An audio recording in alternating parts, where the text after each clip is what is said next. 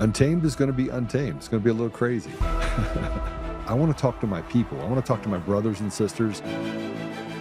We can have grace and humility in how we interact with other people. Oh, hot dog, look at you. And nobody talked about what's really happening. And let's have conversations about what truth is.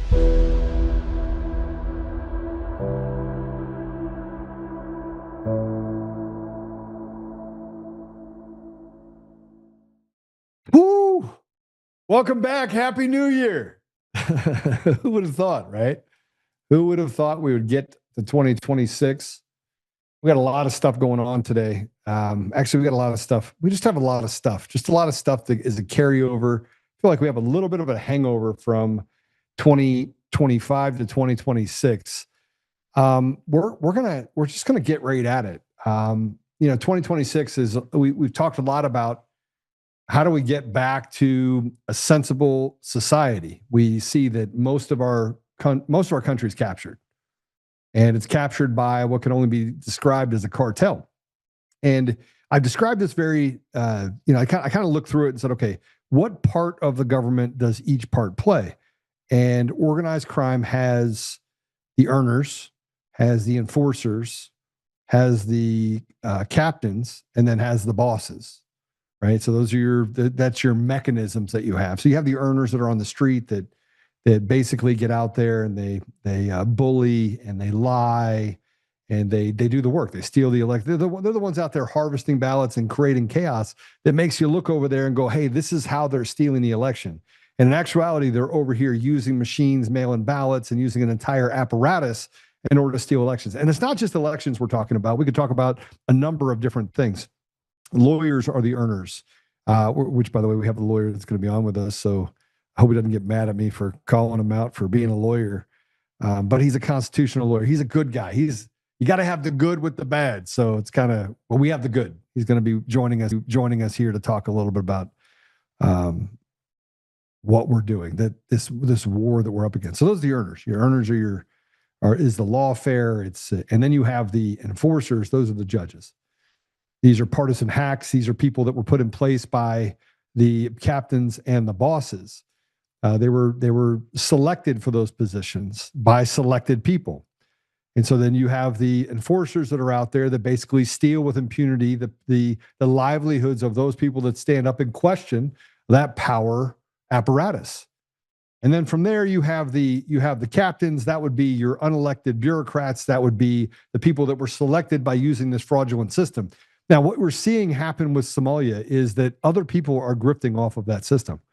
The guy that runs most of these daycares, I guess, lives in a $25 million home.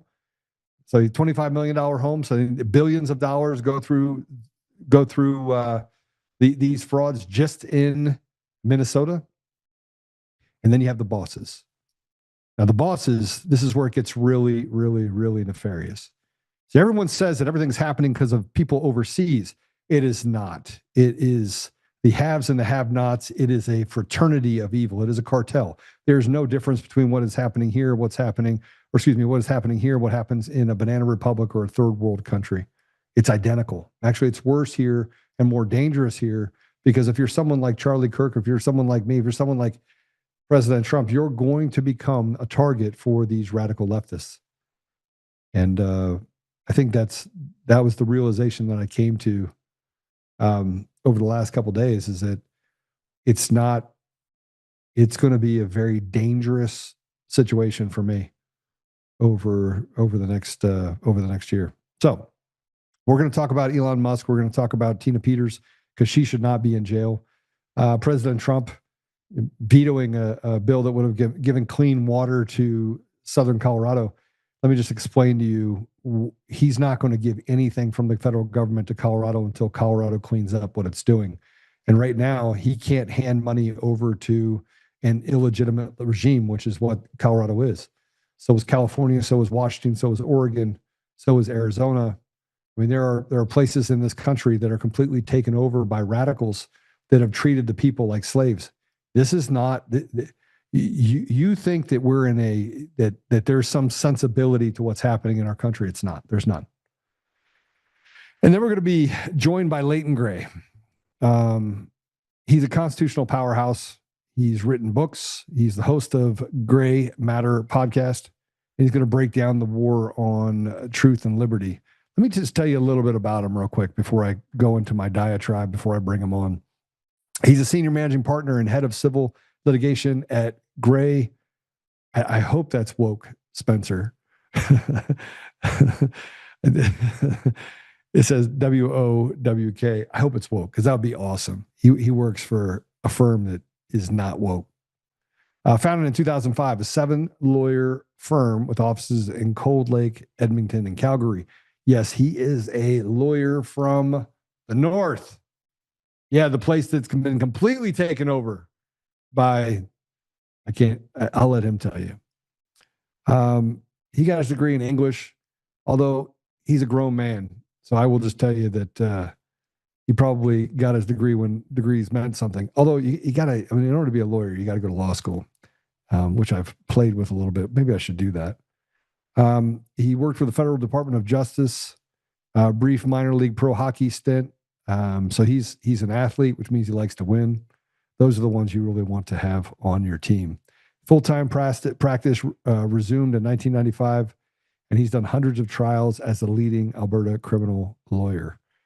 He's appointed by to the King's Counsel, youngest in Alberta at the time, qualified mediator and arbitrator, former Law Society disciplinary adjudicator from 2015 to 2020. And he wrote a book.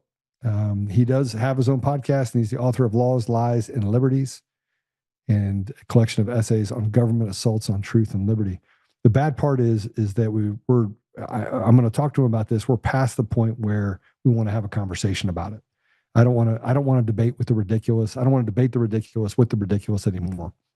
And the fact that it's gotten to the place where we're talking about man or woman, or whether or not we should have God-given rights, or whether or not the government should be able to give them to us, just shows you how institutionally broken we are. And it's not just the United States. Canada is they're just one season ahead of us. They took away their gun rights, and the people fought. Then they took away their bank accounts. I mean, they are on the edge of full enslavement. And the kabuki theater that we see happening inside of the judiciary in the United States, I believe it started there. So let me just tell you, before I bring him in, I want to talk quickly about what I put out there over the last couple of days. I want to say thank you to Patrick, because he's done a great job of he had some fire podcasts over the last couple of days. First, Elon Musk. I put this up there because I started listening to what Elon was saying. And although I still think he's sniffing around the edges, let's go ahead and put that up if we would. I feel like Elon is heating up to finish the job of securing the nation, just a hunch, but he is talking about fraud, even election fraud. He knows. In other words, he does know. Probably the smartest guy in the world. It says world, sorry. But because he knows how to do everything, not because he knows how to do everything, but because he knows how to assemble the team that can. Happy New Year, 2026, the year of accountability. And Kyle Clark.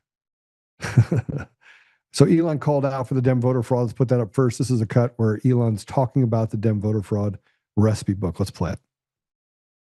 The single biggest thing that they're worried about is that DOGE is going to turn off fraudulent payments of entitlements. Everything from Social Security, Medicare, unemployment, disability, small business administration loans. Turn them off to illegals. This is the crux of the matter. Yeah. Okay. This is the thing that why they really hit my guts and want me to die. And do you think that's billions, hundreds of billions? What do you think the scale is of that? I think across the country, it's well north of 100 billion, maybe 200 billion. By using entitlements fraud, the Democrats have been able to attract and retain vast numbers of illegal immigrants. And buy voters. And buy voters, exactly. They basically bring in, 10, 20 million people who are beholden to the Democrats for government handouts and will vote overwhelmingly Democrat, as has been demonstrated in California. This is it's an election strategy. Yes. It's power. Yes. And it doesn't take much to turn the swing states blue. I mean, often a swing state Yeah. might be won by 10, 20,000 votes. Sure. So if the Dems can bring in 200,000 illegals and over time get them legalized, not counting any cheating that takes place, because there is some cheating, but even without cheating, if you bring in illegals that are 10x the voter differential in a swing state, it will no longer be a swing state. Right. All right, let me say a couple things. One, Elon was saying things, and Ted Cruz was guiding him. And you'll see the other guy that said that's an election strategy. The left and the right have converged into one. We have the kabuki theater that you have that is obvious when it's related to people like Steve Bannon, Julie Kelly, Dan Bongino. I can go down the line where they basically stand together, pick up the phone, call each other. Hey, put out this post against Kyle Seraphin, put it out against Steve Baker, have somebody inside of the FBI call and try to adversely affect Steve Baker's employment, make sure that Steve Baker has a heart attack. I mean, look, there's so much of it. You have Steve Friend, who was with the FBI, he's a whistleblower. They had this whole deal where they were going to give him all their back pay. They never gave him back their back pay. The government doesn't have to do anything that they don't want to do. So they made an agreement and decided, we don't have to do it. But there's a cabal that's forming. And it's on both sides. This cartel, these earners and these enforcers and these bosses and these captains, it is not just Democrats. It's the haves and the have-nots. It is an entire system that is designed to enslave the people. Now, as long as you just go to work and come home and shut your mouth and be quiet, they'll let you keep 46% or 45% of your pay, 44% of your pay. As long as you give them your VIG, your 56 cents on every day, as long as you give them that, they're going to let you do whatever they want. Yeah, it's fine, no problem. But if you're white, nope, that's a strike. You're not getting a job.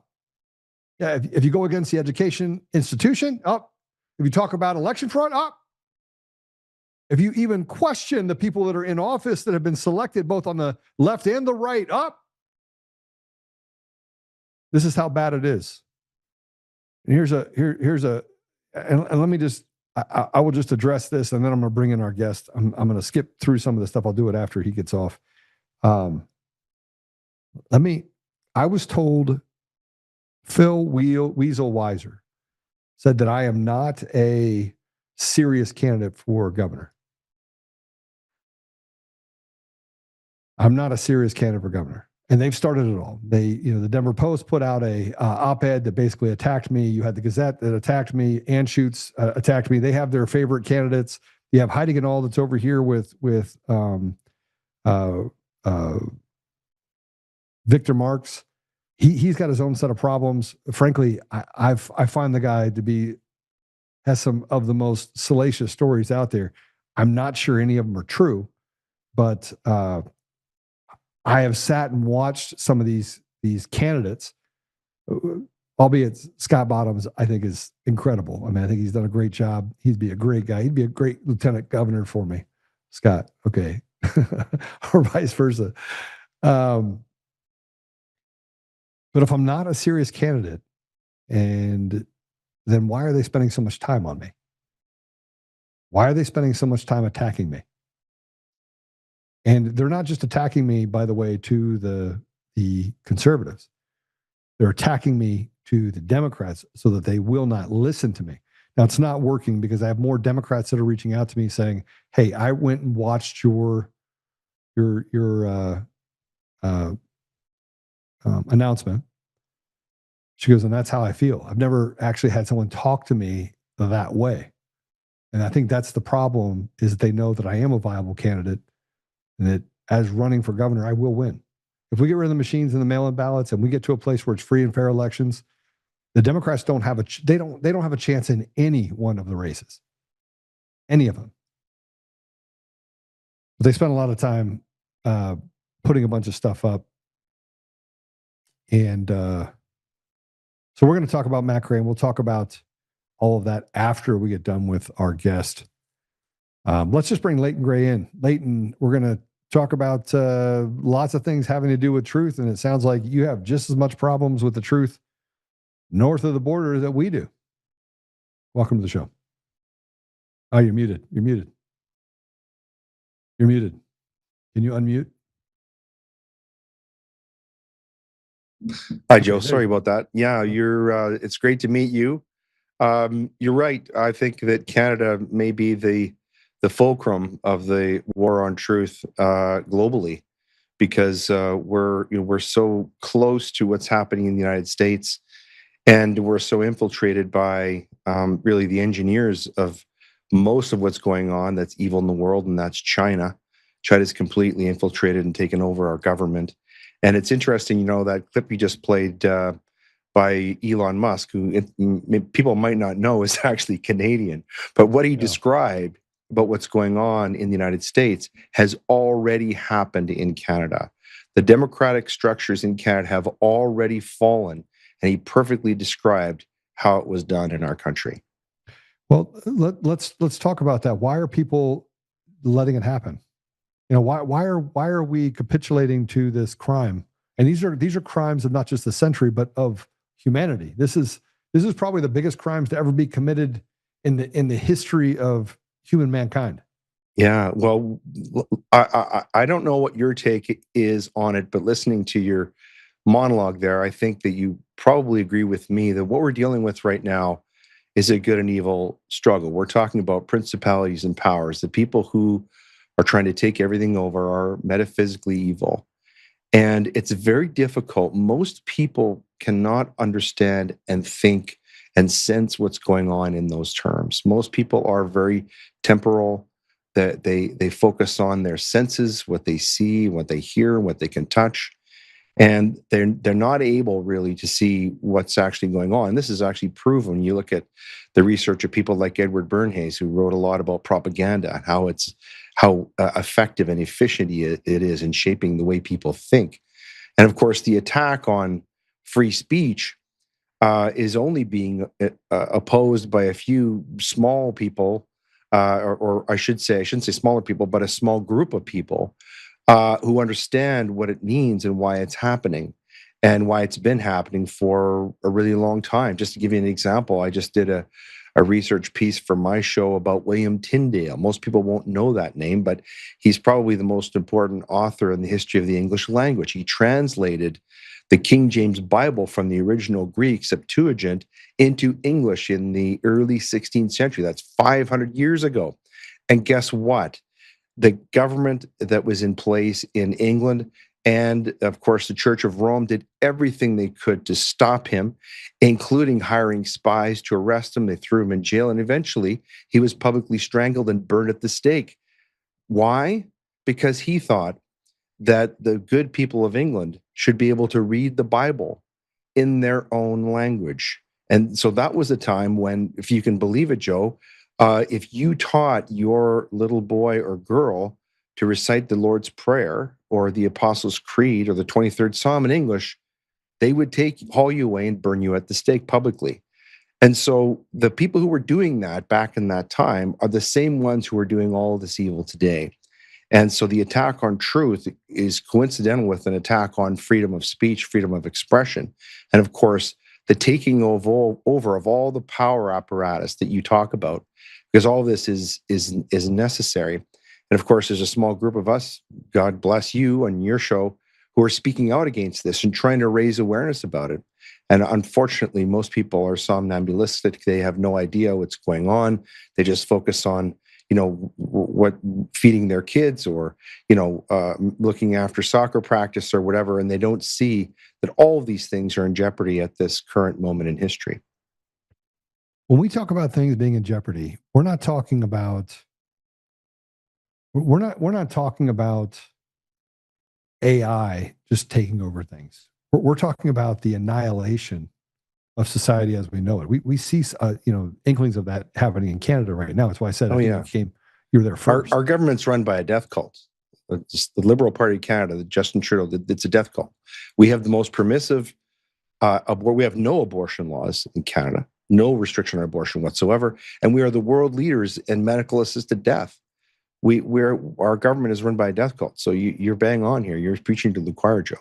So and what people don't understand, and maybe you could elaborate on this, is that euthanasia, if you go in and you have a comorbidity, they will say, here are the ways we can help you. And one of the options is kill yourself.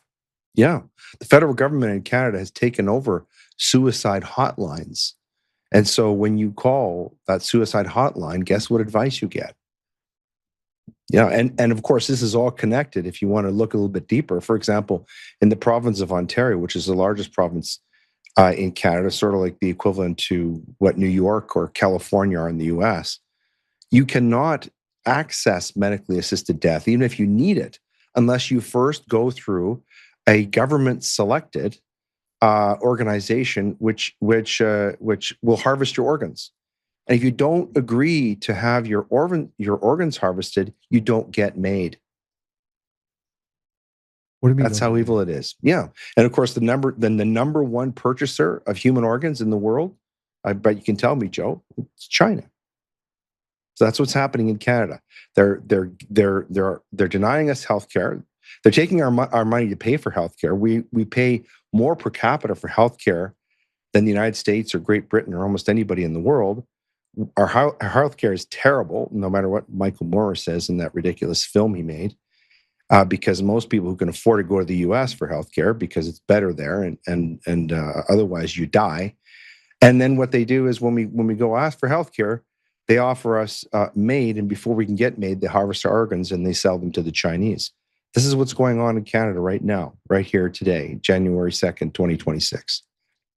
Okay, so if this is what's happening in Canada and it's headed towards the United States, I'm going to ask it again. Why is it? I mean, you're a lawyer. Yeah. Why is it that there aren't more lawyers on your side of the wall or on our side that are willing to stick their neck out and actually do the right thing and speak up? Why is this feckless cowardice that we seem to be up against?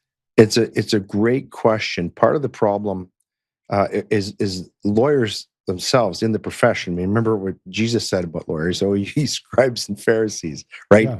But the problem is the legal profession, as you rightly pointed out, and it goes all the way down to law schools, is terribly woke and leftist and has been for a really long time.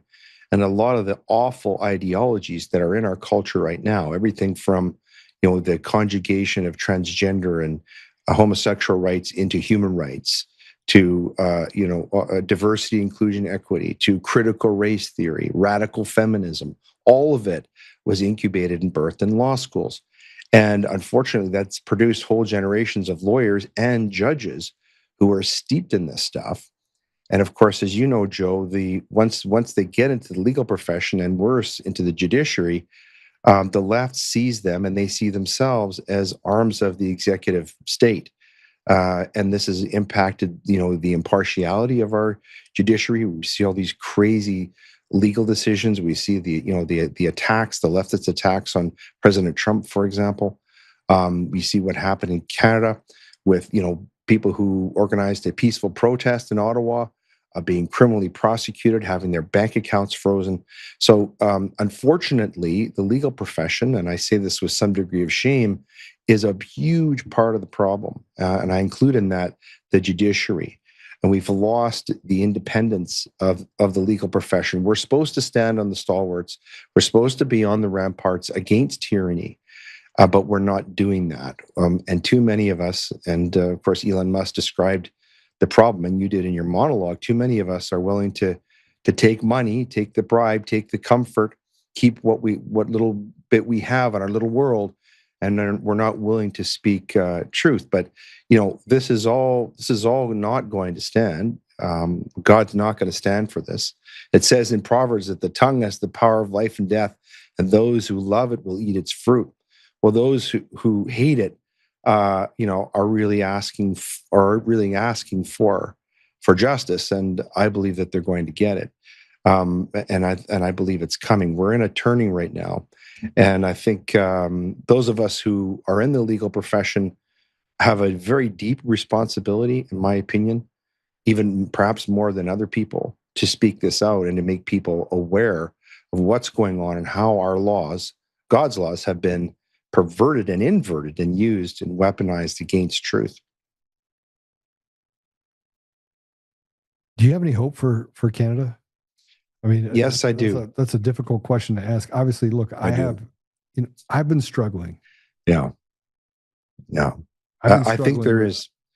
Yeah, go ahead. Sorry, I didn't mean to interrupt you there. I've been struggling over the last, I don't know, at least 3 or 4 weeks. And I think the struggle is that I'm putting on my armor of God. Yeah. Right. I am, and then I just got away from reading the scripture. And so I've just been kind of downloading, trying to get back. My biggest fear is this, that we will become the very thing that we're fighting against. And yes, we will destroy them. Yeah. Because good will conquer evil. But then we put ourselves in the same cycle that we're perpetuating what they did by justifying the fact that we destroy them. Yeah. Right. Mm-hmm. And so I've been spending a lot of time reading and trying to figure out, how do I maintain goodness while still carrying the sword? Yeah. And I think most men struggle with this, who have already made the decision that they're going to stand up and speak. Mm-hmm. That they're going to take the hits to reputation. It says in Matthew 13 that you have to be willing to give up your reputation in order to stand, right? Yeah. And so I want to be able to do that and do so honorably. But the other part of me, the flesh part of me, wants to destroy people. Mm-hmm. Like I want to fight. Oh yeah. Yeah. Yeah. Well, God bless you for stepping into public life and seeking the governorship, because we need people like you to enter public life. And this is part of the problem. And I know you know this, Joe, but for the benefit of your viewers and listeners, what happens with what you're describing and what Elon Musk was describing is that the system, if we can call it that, tends to keep the good people out, the ones who are willing to pay the cost of discipleship, the ones who actually want to be servant leaders in the way that's described in the gospel. Think of Jesus washing the disciples' feet. He set the path. He exemplified that servant leadership. But unfortunately, when you have corruption in government, it starts to produce more of what it actually creates. It's a self-perpetuating system, and it tends to keep out the good people. So we need more people like you who are willing to step into that fray, pay the cost of discipleship, and be proper leaders, as Donald Trump is trying to do, and as others are trying to do. And I really think this is the mission of people who are going to stand up for truth. There's going to be a cost. It is dangerous. You saw what Charlie Kirk and his family paid. But the reason why I have hope, to answer your question, comes back to something that G.K. Chesterton wrote about in a book that he wrote about 100 years ago. It's called The Everlasting Man. And in it, he says something really fascinating that I think is true and that we're witnessing right now. And I believe that Charlie Kirk and Turning Point USA is a part of this. He said that Christianity is unique in that it has gone through many deaths, but always it rises again, because the personification of truth, Jesus Christ himself, rose from the dead. And so we see Christianity rising again and again. Buddha died not knowing what the truth was. You can see in his late writings, Buddha didn't come back. Muhammad didn't come back.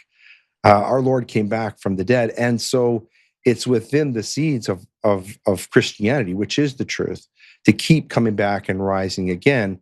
And of course, but it's got to go through these periods where it's challenged and where it seems to die a death.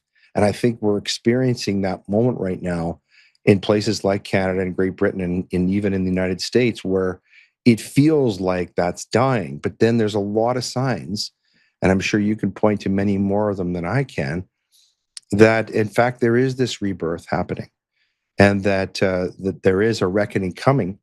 And when people like you enter public life, and people like Donald Trump and others, that's a sign to me that that's happening. And that, more than anything else, gives me hope. So how do we, if we turn back the clock, first of all, your elections are no more secure than they are here in the United States. Worse. They're largely fraudulent in a lot of different ways. And and this is, no matter what proof we put forward that the elections are stolen, once you get to a certain critical point, there has to be someone willing to save it. Right. Mm-hmm. Who's your saving it person in Canada? Who's coming in to lead the people into battle? Well, this is a great question. I don't think that we presently have someone. We don't have a Javier Milei. We don't have a Maloney. We don't have a Trump right now in our country. Yeah. What we do have, actually, and this might shock you to hear this, is we do have Donald Trump. And Donald Trump right now is the most influential political figure in Canada. In fact, he's the most influential political figure in the world. And the MAGA movement, and I call it that because I believe that that's what it is. It's not just a political creation. People try and call it that, but I attended a Trump rally right before the November 24 election. And I was in a room where, I was holding hands with 200 other people in a circle praying that Donald Trump would win. And it occurred to me at that time that MAGA is actually a made in America response to globalism, response to evil, and that it has global implications. And it has taken hold in Canada, and we're seeing signs of it now. And I believe that the best hope for Canada is that the people of Canada are going to turn more towards what is happening in the MAGA Trump movement and turn away from the globalism that is dominating our government in Ottawa.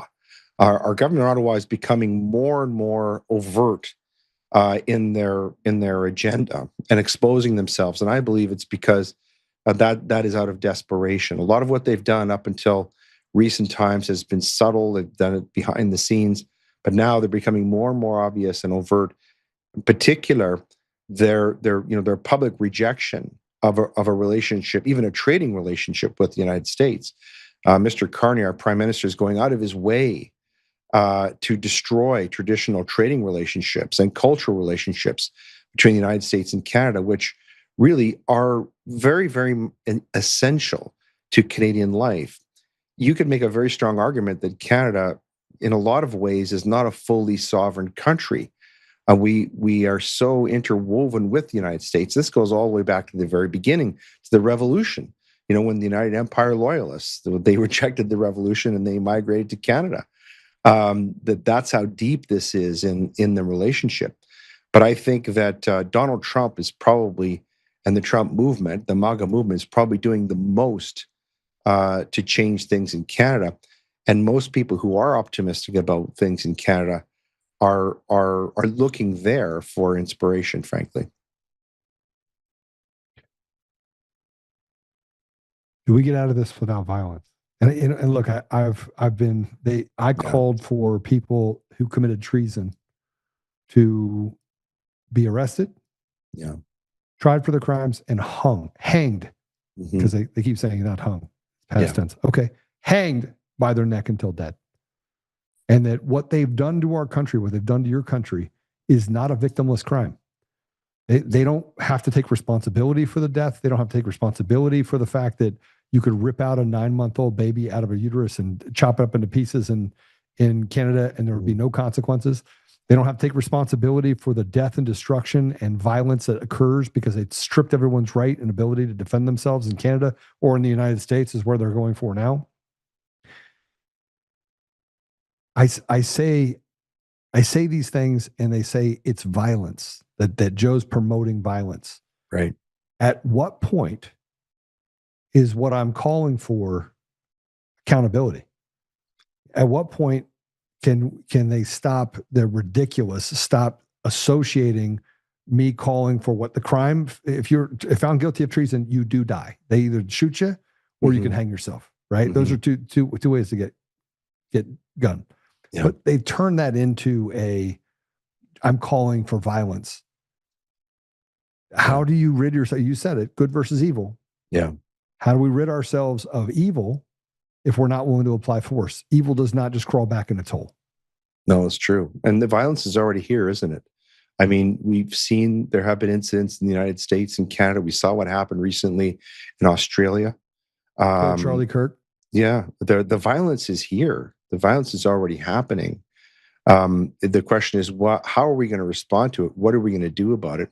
Of course, this is a difficult question for Christians because, unfortunately, many Christians have been propagandized into the false notion that somehow being a Christian somehow makes you a pacifist. And I would I encourage them to acquaint themselves with the history of the Crusades. And for that matter, the world wars, which were essentially religious wars when you look at them rationally, when you look at them truthfully, when you drill all the way down. But this concept of violence, and you're right, the left, I call them the left, the people, the evil people, want to convince us that words are violence, and the reason why they do that is because they want to take away our agency. They want to say that even our words are violence. And of course, when we witness actual violence, murder, Charlie Kirk being the example, then if we speak out against that, then we are the violent ones. We're the awful ones. Or worse than that, our words justify our own killing, which is what happened, as you know, in the aftermath of Charlie Kirk. Many people, very famous people, famously said, well, he got what he deserved. But to answer your question, no, I don't think violence can be avoided. But there is a point at which justifiable force is not just a legal concept, it's also a moral one.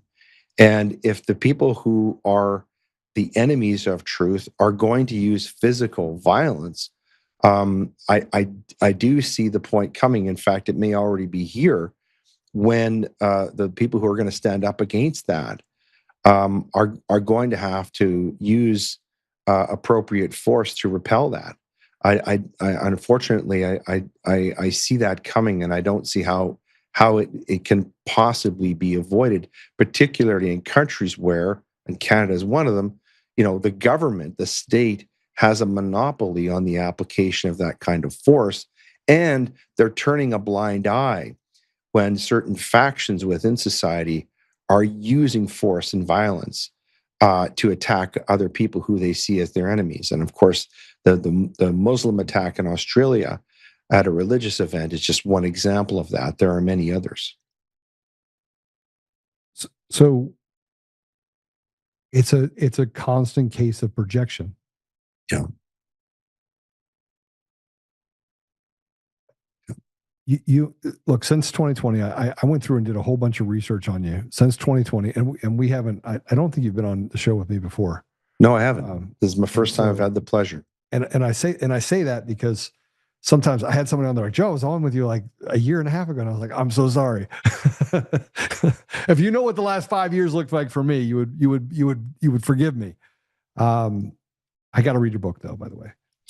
But you've taken on some of the most controversial cases and stood out there, and you've taken some punches for it. Oh yeah, personally, you've taken. I've been canceled several times. Yeah, I mean seriously canceled. Yeah, like U.S. level canceling. Mm-hmm. Yeah. Are you married? Yes. Kids? Yes. Why do you fight? I don't think I have a choice. I think that, well, I shouldn't say that.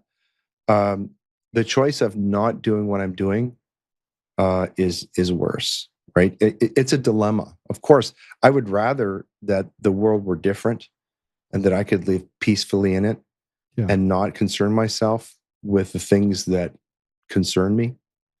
But that's not the reality of the world that I live in. And the world that I live in is that God has called me to a purpose. I'm here, as it says in the book of Esther, I was born for such a time as this. I have a job to do. The job is dangerous. I understand what the dangers are, and I accept them. But, in the end, when I shuffle off this mortal coil, I'm going to have to answer. I'm going to answer to him. And I'm going to have to make an account of what I did in my life and whether I stood up for him, whether I stood up for his truth. Remember, our Lord tells us if we won't stand up for him before the world, he won't speak for us before the Father. And that's not a fate that I'm willing to risk.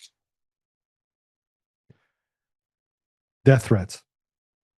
Oh yeah. Realistic ones. I had a guy come and knock out all the windows in my office building. He created a catapult and threw cinder blocks through them. I almost killed a man at my house. Really? Oh yeah. came to my house to do harm to my family, and I almost killed him. And I mean, I have gotten to the point now where the death threats it never stops. But you're going to get more when I let you run for governor. I realize it, but here's the thing. Here's the reason why I'm doing it. Is that I'm prepared for the death threats. I'm prepared for all those things, right? The difference between me and about most other people is I shoot back and I'm a very good shot, right? Number one. Number two, I actually think the 40%, I call them the have-nots. Mm-hmm. Those are the people that's actually who you're fighting for. Yes. You don't know it. Yeah. But you're fighting for the people that are actually fighting against you. Yes. Right? That have been deceived. Right. And so I just want to reach them. Like win, lose, or draw. By the way, if they don't get rid of machines and mail-in ballots, I have no chance. I have zero chance of winning. Right? Somebody asked me this morning, Patrick asked me, he's like, why are you doing this? You know that you can't get past the machines. I was like, hey, look, President Trump has to do his job. I'm going to do mine. I'm going to continue to fight. I'm going to continue to do things on my side. And if he betrays the trust that I put in him to handle stuff like getting rid of machines and mail-in ballots and getting us to a place where we vote in person, we have an ID, sensibility, restoring sensibility. If he fails to do that, I'm still going to have to do. God puts you on a path and says, go do it. He doesn't even tell you that you might be successful. Right. He just says, get on that path. You need to do that. Right. I forget where I was going with this. I think I want to reach the 40%. Mm-hmm. I want the have-nots to have. Right. Like I want the people that they have put into, and you have these poor boroughs in your place too. Education environment's absolutely terrible. They shit on these people all day long. School to prison pipeline. Nobody gives a shit about them. I mean, it's very evident, right? Yeah. Those are the people I want to go talk to. Mm-hmm. And if I talk to them and I say, listen, and this is why they're afraid of me, because I'll walk into the middle of the hood and be like, hey, listen, you guys need trade schools. Mm-hmm. You need education. You need your single moms to have an opportunity. You need to break the cycle inside of your environment that makes you act like animals. Mm-hmm. And they expect you to be an animal. We need to stop the school to prison pipeline, get rid of the drugs, take the guns away, teach them how to responsibly hold and have a gun, get rid of the PTSD that they have by walking the streets thinking they're going to get shot. Right. Anyway, that's who I want to reach.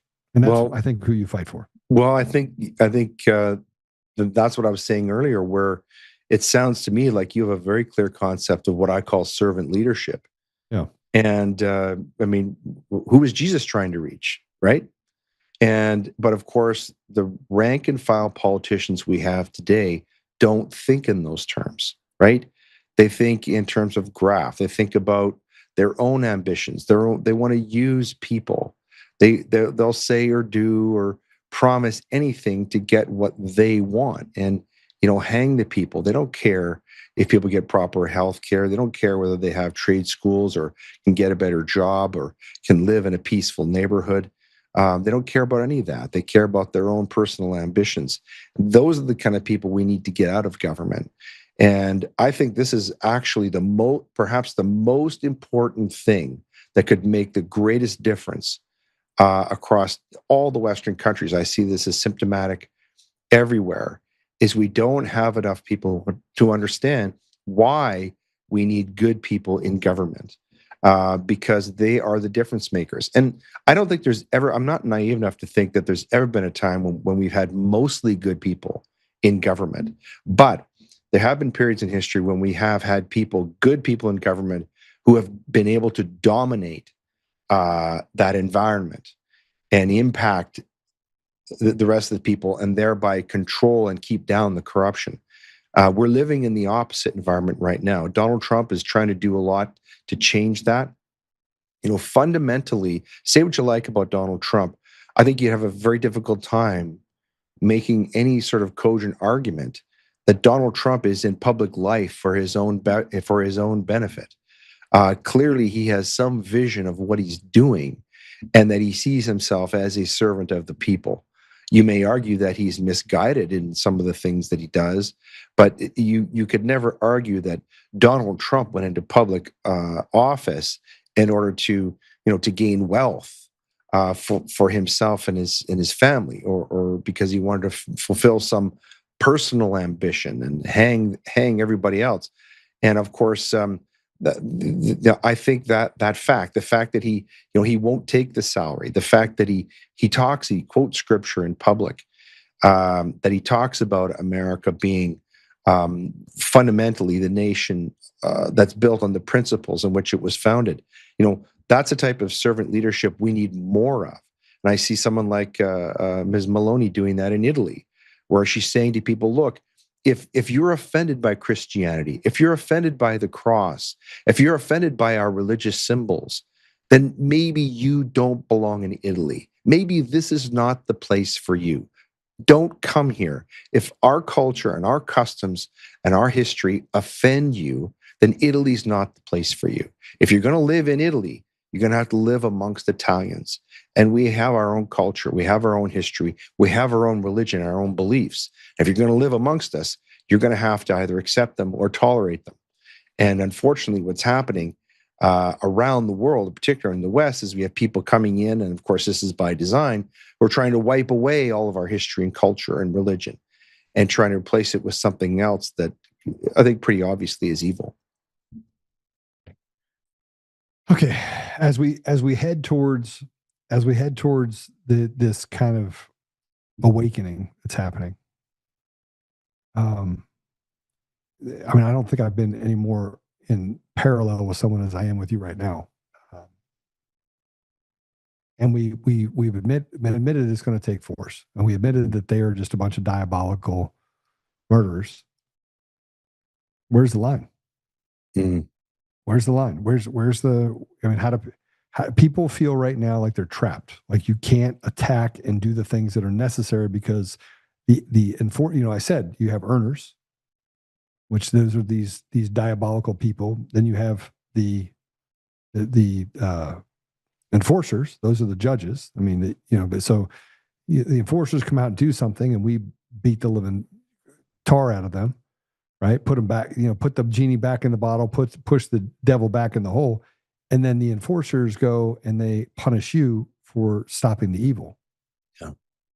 So and look, I've had some pretty harsh conversations with people where they're like, Joe, we don't care about the enforcers anymore.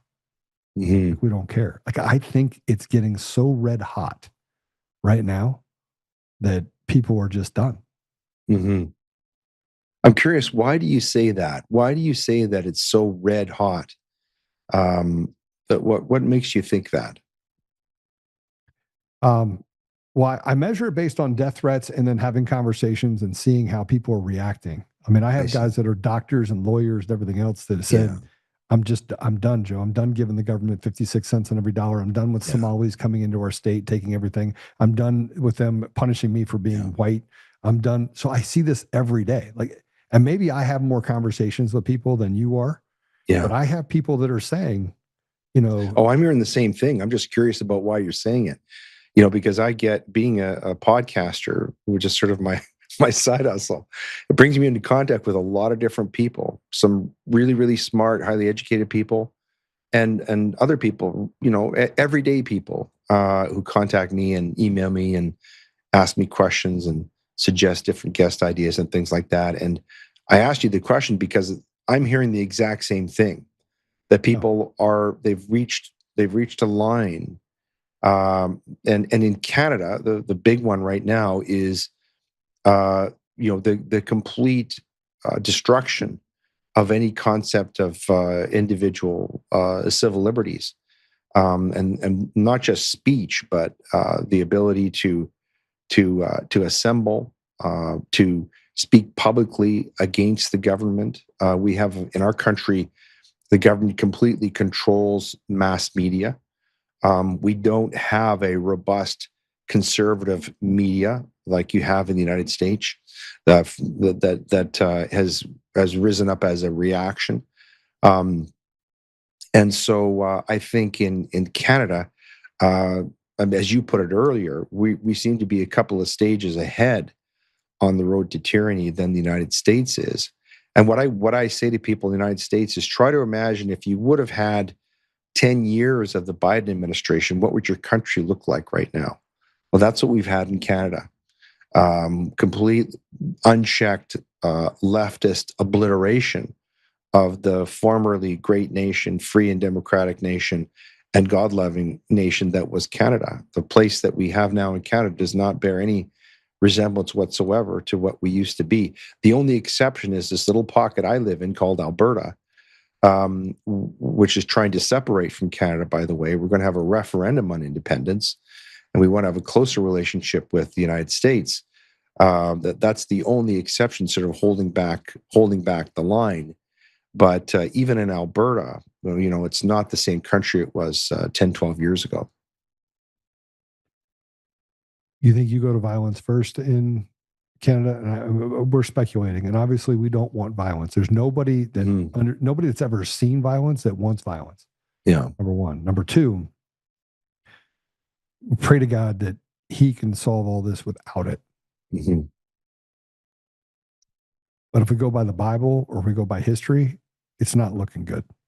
No, it isn't. And to answer your question about violence, we've already had it. I mean, people need to understand. I know many people in the United States saw what happened at the Freedom Convoy a few years ago, but the way that the Freedom Convoy was suppressed was through violence. The government brought in international mercenary groups to violently put down, arrest, beat people into submission. And that act of public violence against the Canadian people is a deep, deep bruise that's left a scar on the country.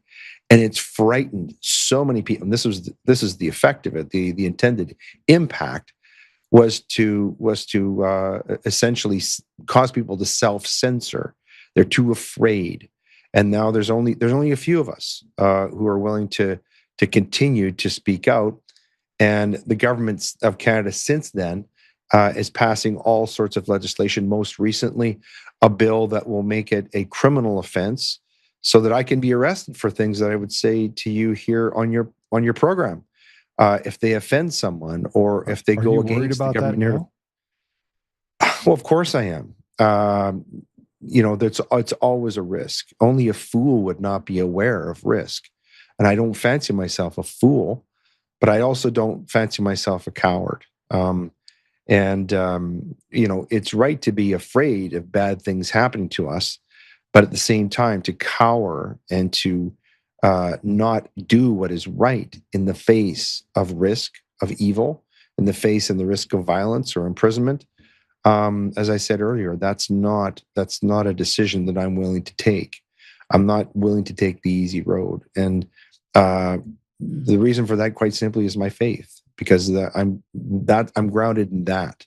Whatever happens to me in my physical body or in this life, that's not the most important thing. I understand that, but unfortunately, many people, you call them the 40%, they don't live in that understanding, and they're so focused on their physical needs and the temptations of the body, and they're controlled by them. And because of that, they're easily controlled. It's easy to control somebody, who's a slave to their own bodies and their own vices.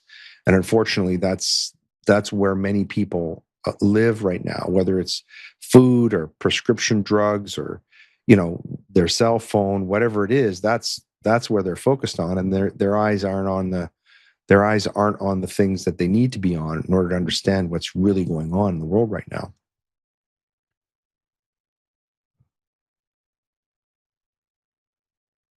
You think it all comes to a head in 2026? Wow, that's a hard one. I think that I think the elections in your country are going to be huge, hugely impactful, not only in your country, but also in Canada and around the world. I think that's if they get rid of the machines and the mail-in ballots. Yeah. In our last the last 5 national elections, Joe, in our country, we have proven Chinese interference. Proven that they've controlled our elections. But the government, the ruling government, suppresses any investigation of it. So nothing can be done about it. So it's a catch-22. The corruption in our elections is nothing's going to be done about it. It's not even going to be investigated unless and until some other party gets into power, if they decide to do it in the fullness of time, and they probably won't, because they will have had to cheat to get into power. And so here we are. We live, I mean, is Mark Carney the Prime Minister of Canada? Is he duly elected? No. I would bet No. not. Well, you can't find anybody that's like Trump that's willing to stand up and reset the ridiculous. That's the problem. You have rugby teams over in Australia that are playing with drag queens, playing charity matches with drag queens.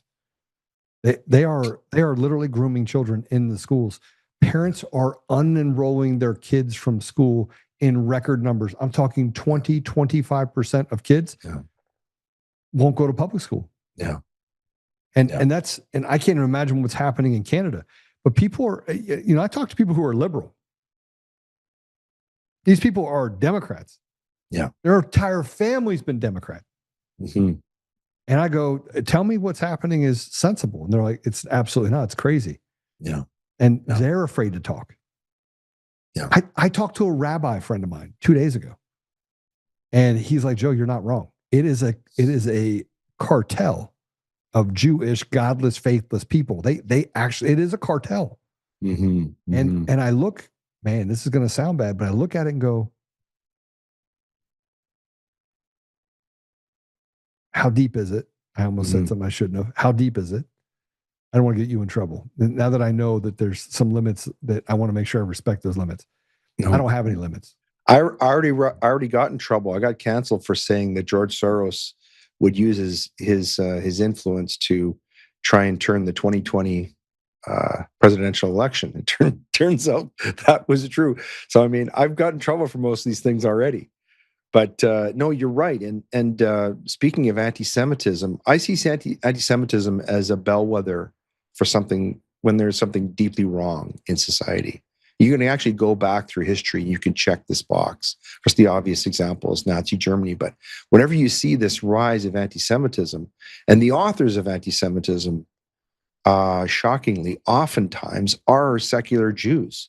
And, this is really strange. I mean, George Soros is the ultimate example because, as a boy in Hungary, his father went to some lengths. I don't know if you know this story, but he talked about it in 60 Minutes. His father was a wealthy lawyer in Budapest, and he actually got him to, he shielded, he protected him because the mayor of the town pretended that young George was his son, but he actually ended up helping the Nazis find Jews so that they could be their property could be taken and they could be loaded on trains and sent to the death camps.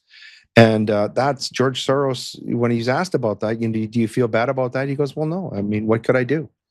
I had to survive. And unfortunately, this anti-Semitism, it comes from the strangest quarters sometimes, but it is symptomatic of a deeper, a deeper problem in society. But it's only one of the problems. Anti-Semitism is evil. It's an example of evil, but it's only one of the symptoms of evil that we're seeing in a very, very morally corrupted society. And it's because we don't have, our state is not properly structured. In order to have the rule of law, which everyone talks about, you have to have God at the head of the state. Because if you don't have God at the head of the state, then your rulers, the people who are in government, are not beholden to any objective standard of conduct. And when they're not beholden to that, they begin to see themselves as gods, and that's when they become dictators. And that's who we're being ruled by in Canada, certainly. And I think you could make a hell of a case, to say that Joe Biden tried to act that way, or at least the people who were controlling Joe Biden at relevant times. And of course, many people in the Democratic Party in the United States, I think, are of the same ilk. I mean, just sit down and listen to Gavin Newsom for any period of time.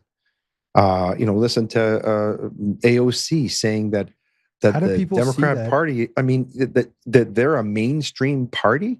I mean, how do they even argue it? I mean, and I have people that argue it. They argue that these are sensible people. And I'm thinking to myself, what is wrong with you? And then they say stuff like, Joe, you need a psychologist. So I go, okay, maybe let me just call someone that's a psychologist.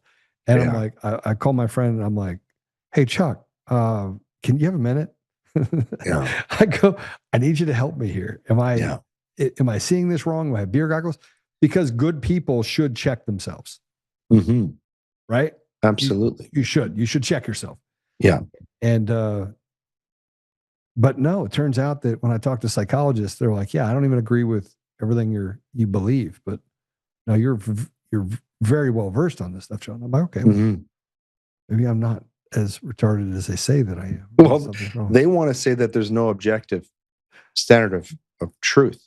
And that's therein. Absolutely is. Yeah, there absolutely is. And, when you go back in Scripture, the famous conversation between Pilate and Christ, and about, Pilate says, well, what is truth? Jesus says, I am the truth. Well, what is truth? Suggesting that truth can be whatever I make it. That the COVID-19 virus is this existential health crisis, for example. That there's no cheating in elections. That Donald Trump is a dictator. Okay, that Donald Trump is Hitler. Okay, if you have no objective standard of truth, then you can make anything into truth. What is a woman, right? On and on and on. But this is the fundamental question, in my view. This is what we're dealing with now is a fundamental assault on truth that's been going on throughout history. And what we're living through right now, I think, is just the latest iteration of that, of what that looks like in a highly technological society where virtually everyone on earth is connected. Yeah. I'm worried. You should be.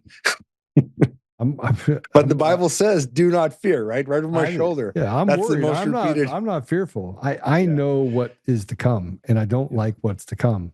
No. But I recognize that it's necessary. And so, look, maybe you can prevent it when you become governor, or at least in your state. I just want to give people back their voice. I often say that you cannot have a country, can't have a world this screwed up if you had free and fair elections. And it doesn't matter what kind of societal breakdown you have or construct you have. It doesn't matter what the system is. It could be, there's pseudo-Marxist, communist environment that still have elections. If those elections were free and fair, those people would at least have an opportunity to thrive. They would have a voice. Yeah. Right? You cannot have a society that is so fundamentally flawed and broken if you had free and fair elections. It could not happen because people have a tendency to stick together and to make shifts. They shift society. Right. Yeah. We saw it happen in the 60s and 70s. And I wouldn't say that holistically that it doesn't mean you're not going to have problems, societal or community problems. But you can resolve those problems by saying, okay, we went too far left, went too far right.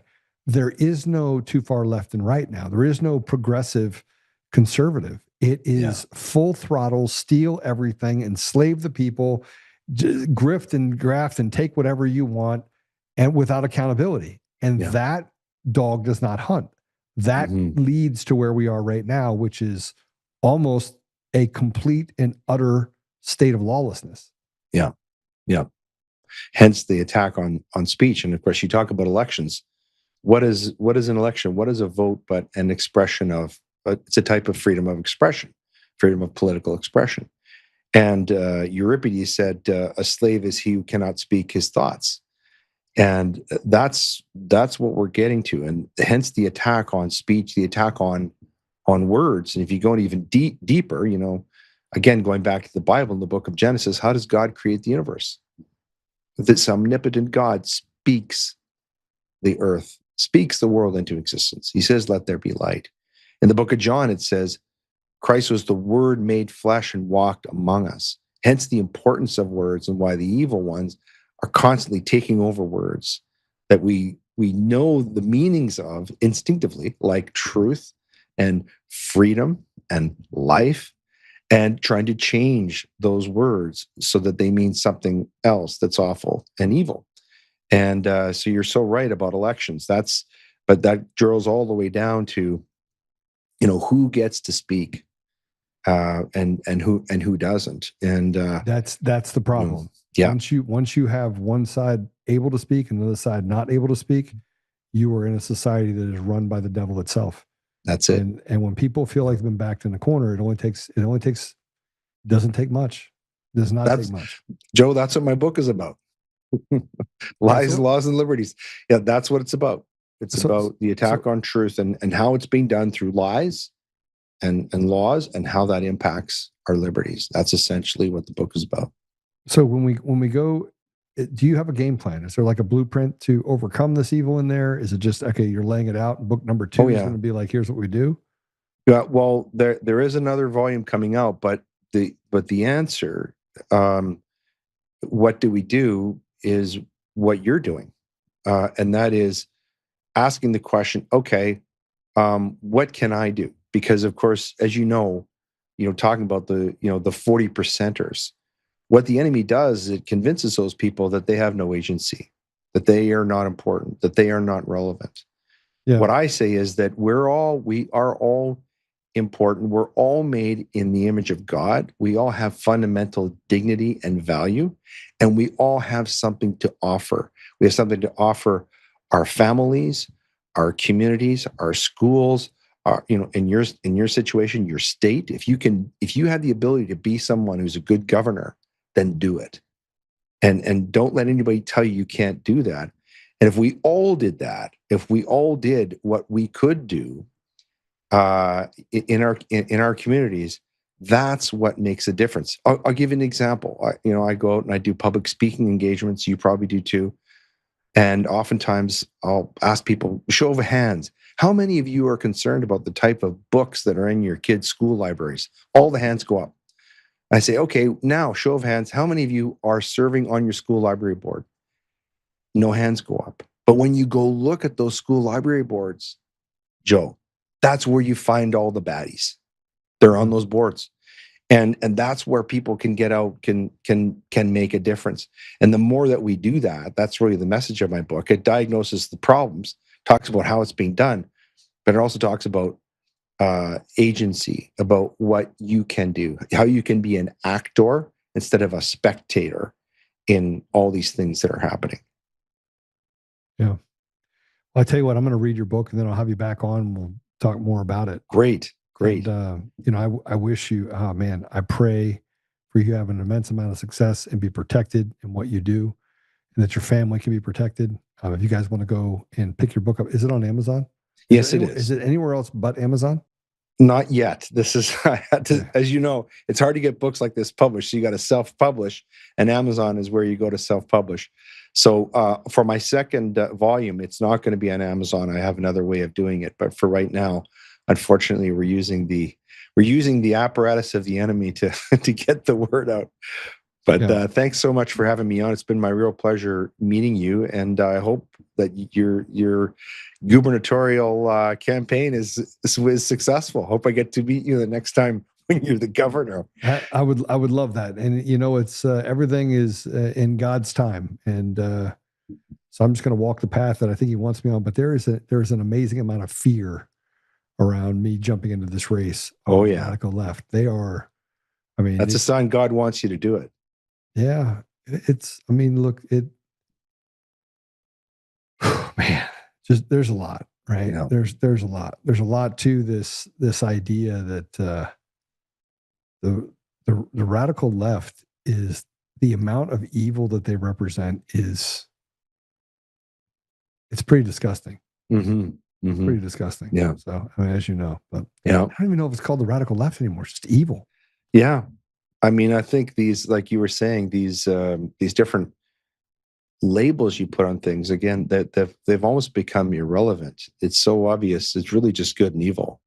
That's how at a certain point, that's really how you have to see the world. I'll give you an example again from the Bible. I think in the ancient times, people were so much smarter Whenever Jesus came over somebody who was, slobbering all over themselves or, harming other people and was acting crazy, the automatic assumption was that they were possessed by demons.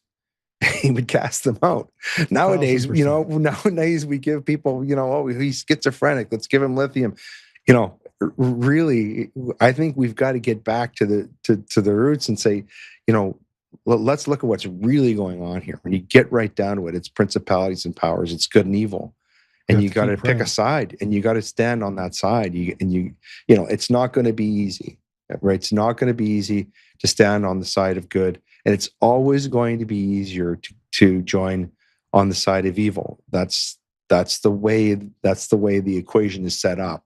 That's the temptation of evil. Is it's easy, but if we get more and more people who are willing to stand up for the truth, the way you are, then that's where we're going to make the biggest difference, I think. I pray that's the case. Brother, thank you very much. And how do people follow you? Well, we have the podcast is on Apple Podcasts, YouTube, Spotify, the usual places you'd find it. The book is available also, as you said, on Amazon. I'm very active on X, and so if people want to connect with me there, they can follow. We also have a Substack page. So those are probably the best places to follow us and follow what we do. But it's been my great pleasure to sit down with you, and hope you have a blessed 2026. I'll be following you right now. I'm going to hit it right now. So actually, Patrick will while I'm sitting here talking to you. But God bless you, brother, and continue the work. And I'll have you on as soon as I finish reading your book. It's next on the list. Just read 3 books over the holidays. Wow. Thank you. Next. Yeah, it's been my pleasure meeting you. All right. Thanks, brother. Take care. God bless you. Well, Canada is, if there's hope in Canada, then I have lots of hope for us in the U.S. I feel like 2026 is going to be an outstanding year. I don't know why I feel that way. I do. And I'm not filled with hopium. I think that President Trump's got some work to do. He's going to have to recognize that, we're done with we're not arresting people. We're done with the harmeets that get up there and talk jibber jabber and, want us to pray to some sort of whatever I don't care that she's a Sikh. I don't care about that at all. What I care about is that we are diluting and destroying our country. And we haven't gotten rid of DEI. We haven't gotten rid of, none of that stuff is even real. And I know because we go in and we look at government contracts, and we were doing a bid on stateside contract, and it said, oh, you have to be a minority in order to bid for this contract. And I'm thinking, this contract's been out there for 2 years and nobody's bid on it. Number one, you can't build it for that amount. And number two, why would you just not, you need the project done. Why would you? So I'll pick up the phone and just ask people questions like, okay, why would you make it a minority only? And they're like, oh, well, we're trying to give equal opportunity. I go, okay. So you want someone that is basically, you want to say, I don't want the best quality product. I just want to be able to virtue signal. And that's in essence what's happened. Our country is it's in really bad shape. And I know that people say Joe, it's not in that bad of shape. It is in that bad of shape. We are in really bad shape. We have a ridiculous high debt load on the country. We have crime through the roof. We have abortion, which different states have made it even, you have the ability to abort at birth. I mean, my mind this is part of I'm thinking about all these things all at the same time that are wrong with our country. Our roads are given to foreign private equity firms.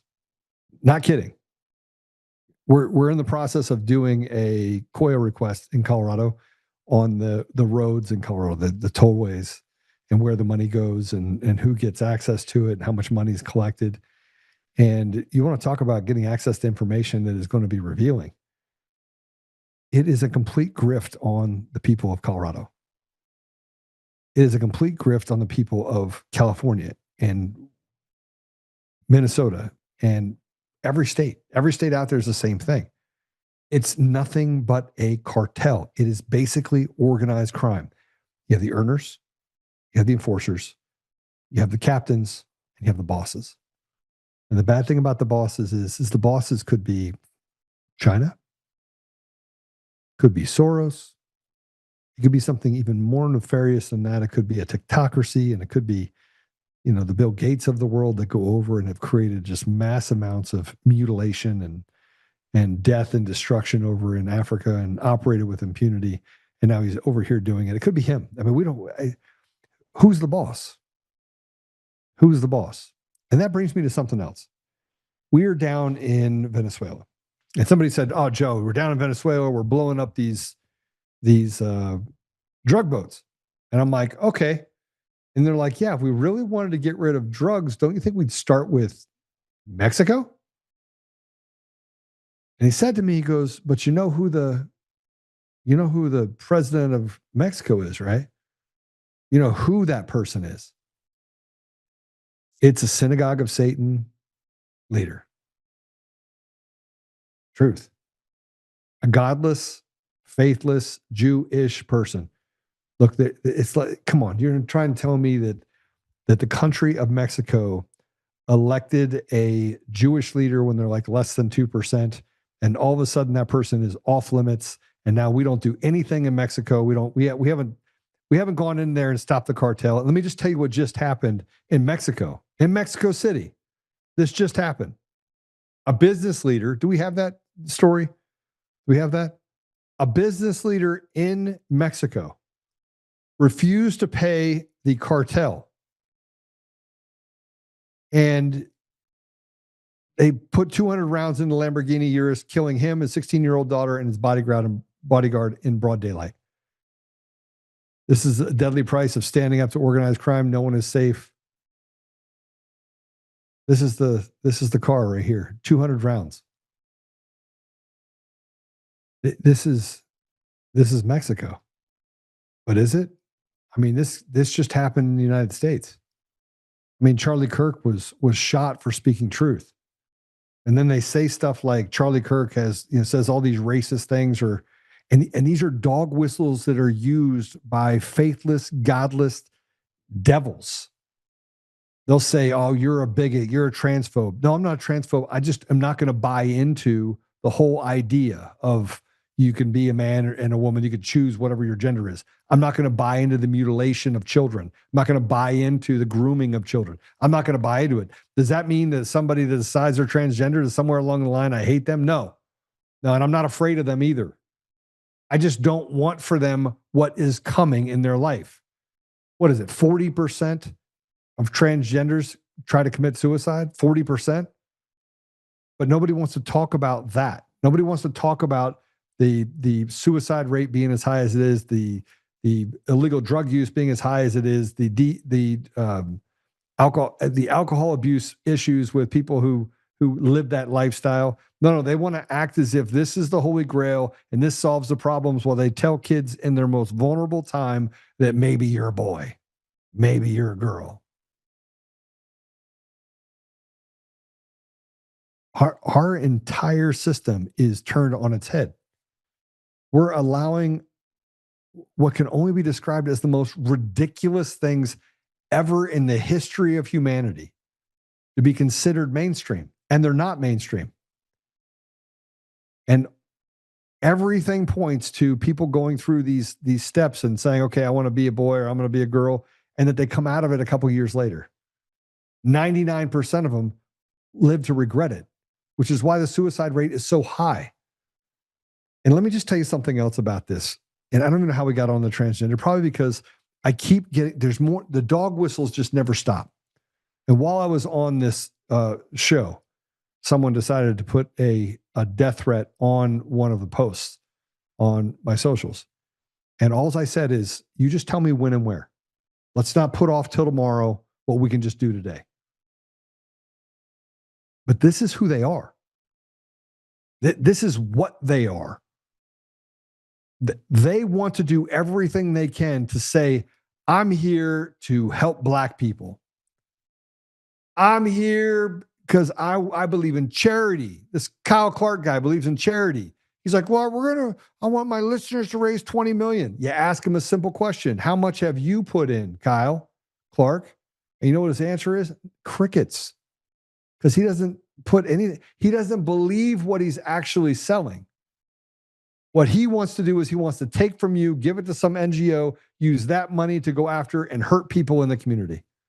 That's what they want to do. And they want to tell you that you're a racist because you're a white guy. You're a racist. Well, they literally put the black guy over here, or and they say, okay. And the guy's walking along, is like, yeah, we're here to help you. And then this same little piece of trash that tells you that you're a racist is the one that trips the black guy, makes him fall on his face, and end up going from school to prison. And then they make money on him. They perpetuate these problems. See, it's bigger than I think most people realize. This has nothing to do with helping the community. This has nothing to do with, and they suck in people, man, left and right. They suck people in who are semi-retarded, barely have the ability to think for themselves. But they suck them in and they're like, no, it's the conservatives. The conservatives are the ones doing all this. While they put up pride flags and just hate on the people they say they represent. And if you think that I'm wrong when I say that, and that somewhere along the line that this is a mirage, and that they're actually right, that these people are honorable people, if you think that's the case, let me ask you what has happened in any of the blue environments, any of them. Black people are not better off unless you're Somalian. Illegals get bigger benefits than black people do. Black people are told that, hey, by the way, you need to kill your kids. Here's an abortion. They say it's pro-choice. So you put something out there saying, hey, this is a choice. Maybe we can find a way for you to keep your baby. They'll tear it up and throw it in the trash. The genocide being committed against the black community right now is probably worse than it was back in the 1700s. It's unbelievable. You saw this rise happening in black people, and then all of a sudden it becomes, let's go back and look at and ask for reparations. You know why they want reparations? So they can steal it from you. They've already created an educational environment that makes it so you can hardly read. You can't do math. They're not coming in there for opportunities to give any of you opportunities. They're killing your babies. They're selling you on the idea that you can just go be promiscuous and have sex with whoever. And they're going to blame it all on white people. And by the way, these are white people that say they're not white that are doing this. These are people that say that they're their own race. And then when I had the conversation about them being their own race, and this is not about being Jewish, this is about being Jewish. This is about hijacking and betraying the very people you say you represent while hiding behind them at the same time. This is the synagogue of Satan. This is the evil that they represent. If what I'm saying is untrue and in any way, shape, or form, and say it's not, say, Joe, that's not true. Okay. Show me how black people are better off under Democrats. Show me. Show me a example of a community that has gotten better under Democrats' control.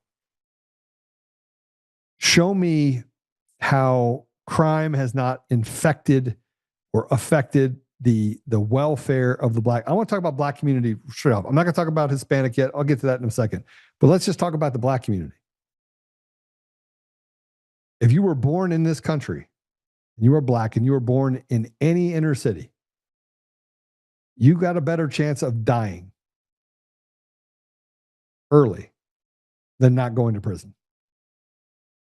True story. Now, that's if you are educated. That's even, you even have to set limits for this, because if you're a derelict, they want you back on the street so that they can actually make it so you adversely affect your community. They want you to be arrested 30 times so you could be the poster child of, I let them back out. The system is let them back out. See, they're going to come into the community and they're going to destroy you. And then they're going to try and raise you up and prop you up because sooner or later they figured you're going to figure it out. When you figure it out, they better have somebody to blame. And so when you saw the temperature start to rise where black people were looking around saying, look, these Democrats are crazy. And they start switching over going, I think we're going to go over this way. All of a sudden, the Democrats come out and say, oh, we need to give you reparations, we need to give you all this stuff. But you never really get it. You don't get anything. You don't get better educational environments. No. They'd rather spend all of that money on a building in downtown Denver that they spent $700, $800 million on.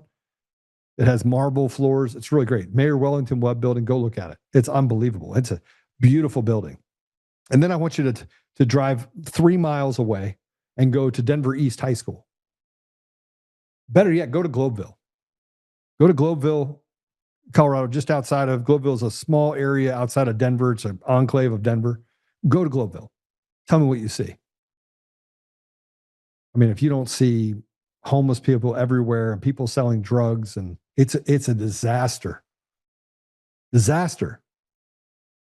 Where you have a food desert, there's no supermarkets. I mean, people have to take buses in order to go get food. No gas stations, no businesses of any sort, no schools, no buses just to bus those kids. It's got one of the worst graduation rates you're ever going to find in that area. The forgottens, the have-nots, predominantly black. The projects down there. I mean, it's bad, super bad. And I need to address this because Colorado. I'm going to address this from the standpoint of Colorado, but let's apply it to across the entire country. Are black people better off with Democrats? Are they better off? I mean, just look. LeBron James started a school that he wanted to create a factory where he could find athletes and give them opportunities. This is in Cleveland. Go look at the test scores of his school. It's not just abysmal, it's below abysmal. And it's his charitable environment. And the guy's a billionaire. He's a billionaire athlete that whines on the basketball court. Everything's unfair. Go look at it. I don't need to be the one to tell you. You can go look at it yourself. You can pick up that deal and you can look at how LeBron James acts. He acts like a child. Now, he started a school in Cleveland where he came from, right? To take care of kids. It doesn't take care of kids. It's in absolute disrepair. So the guy's a billionaire and he doesn't even take care of the very thing that he says that he's doing to help back and give back to his community. It's embarrassing. And he gets access to public dollars too. I forgot about that. Man,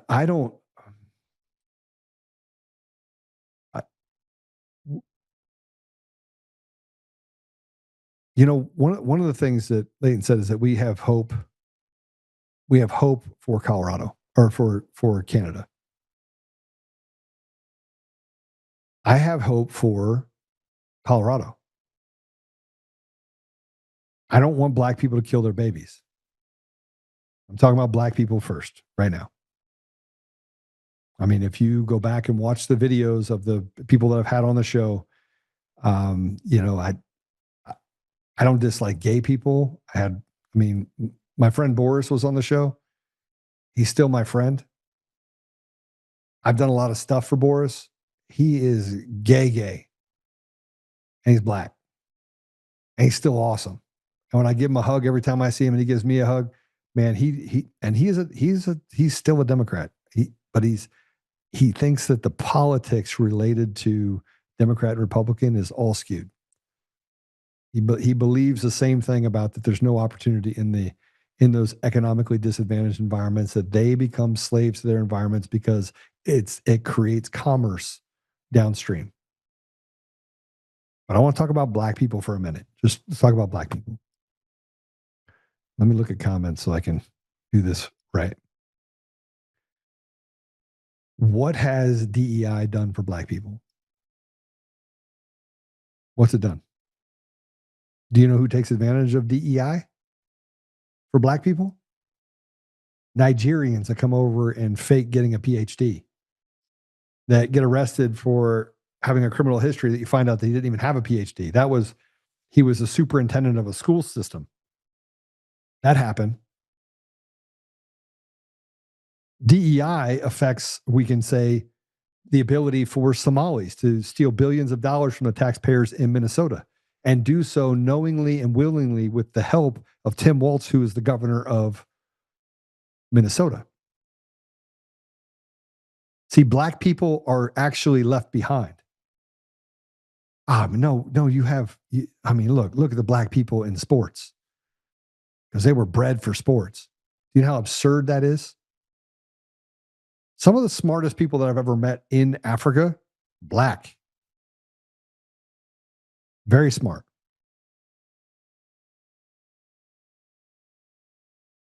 So being a quarterback in the NFL, by the way, is that you have to have high intelligence.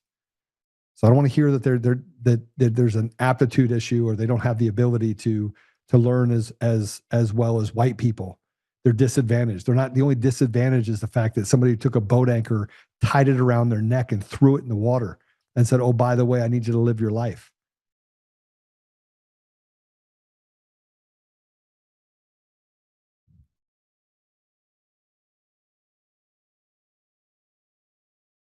$70 million babies have been aborted since Roe versus Wade. All of the LGBTQ, whatever, organizations are run by godless, faithless, Jewish people. All of them. Go check it out. Disproportionately, our society is run by this cartel. In Colorado, the governor, the AG, Secretary of State, the DA, investigators, I can go downstream. They're all faithless, godless zealots. All of them. All a part of this, and I called it the synagogue of Satan. I don't know what you want me to call it. What do you want me to call it? Want me to call it something different? Tell me what you want me to call it. They represent a little over, 2% of our population, 1.6%, and they run 100% of the positions of power and trust. And I haven't even started talking about the judges in the state of Colorado. It is a cartel. We have a cartel problem that wants to enslave and to beat and use black people as a tool for them to grift and graft off of the people in the community. That's what's happening in Colorado. Our education standards are absolutely shit. And what they did, there was a guy that, man, I was watching a video from him a week or so ago, and he's big on the reparations and black people this and black people that. Or he finds himself trying to renew the victimology, but not recognize who it is that actually stabbed him with a piece of wood that caused the infection. He can't figure that out. His name will come to me here in a minute, but he said to me one time, he said, Joe, what they have tried on us first, they will bring to your community. Now, he said this in 2020. We were aligned on what happened with vaccines and what they were doing with the COVID jab. We were aligned because he's like, the black population does not want to take a vaccine. But most black people go to the doctor and they want to trust the doctor. Doctor just loads them up with their COVID vaccine, does whatever they're going to do to them, kills grandma, does all sorts of other stuff, puts them on a high flow ventilator. I mean, just decimate the minority community. You say, Joe, why are you spending so much time talking about black people?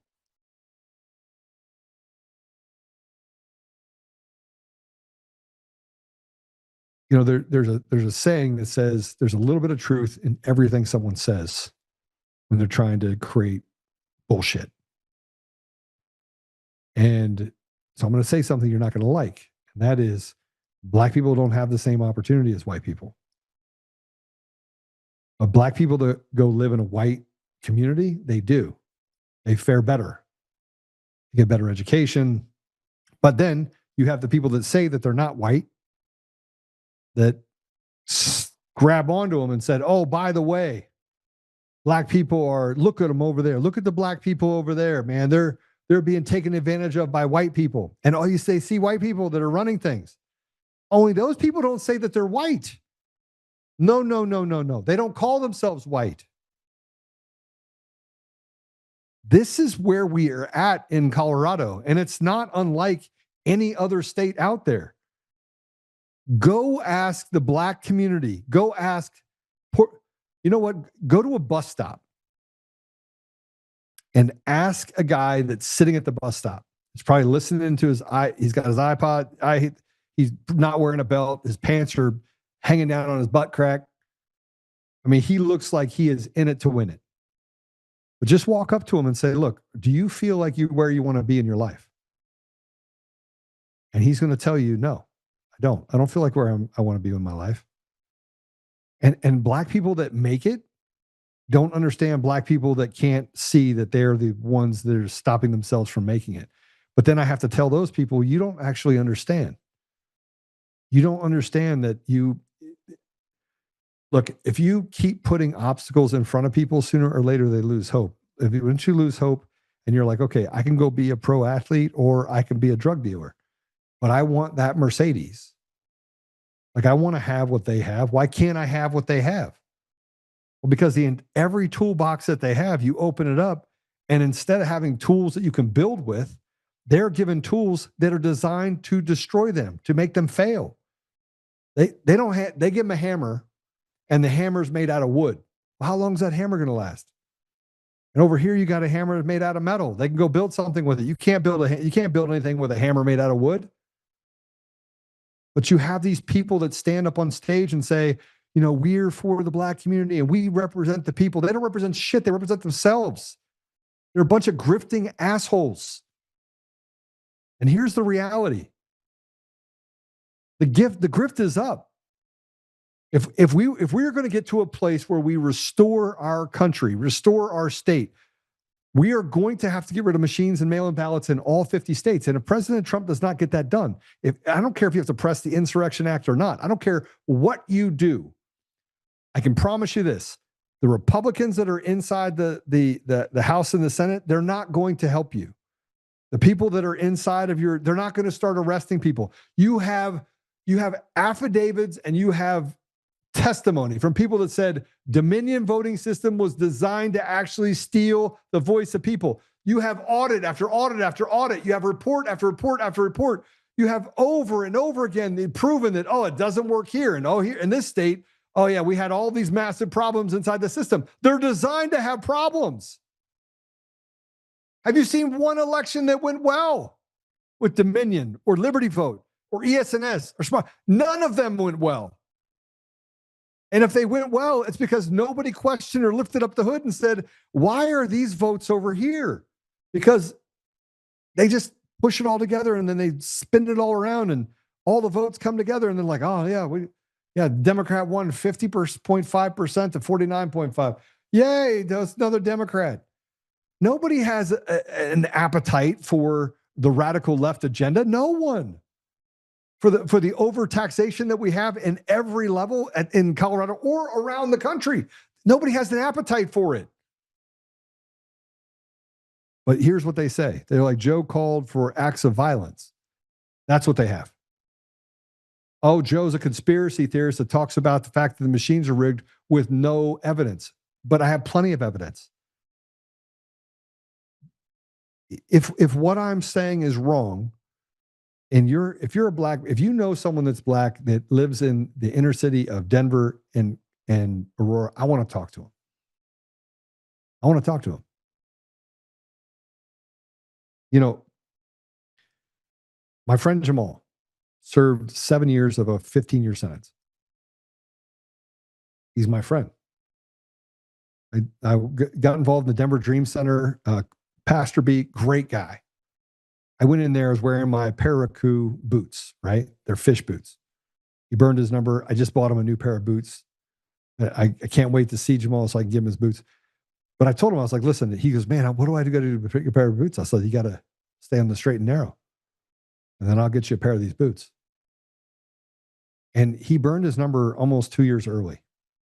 He's an amazing, he's been at the same job for the last almost 3 years. Great guy. So I asked him, it's a simple question. Why? Why were you a gangbanger? He told me that he had a case of the fuckets. You know, you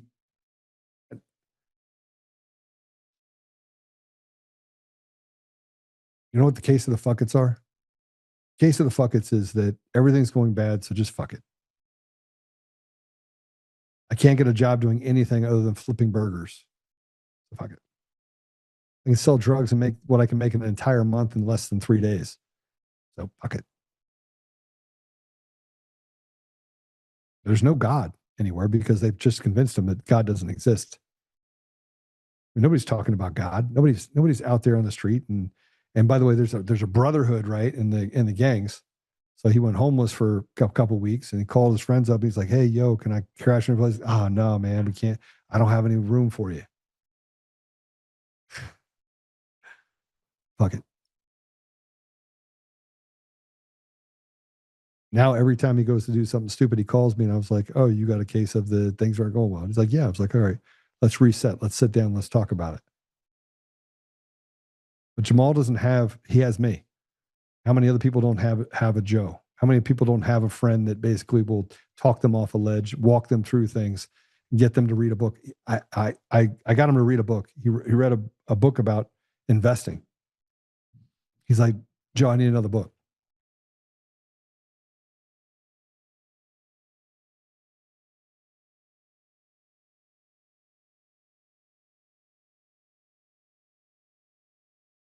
I need another book.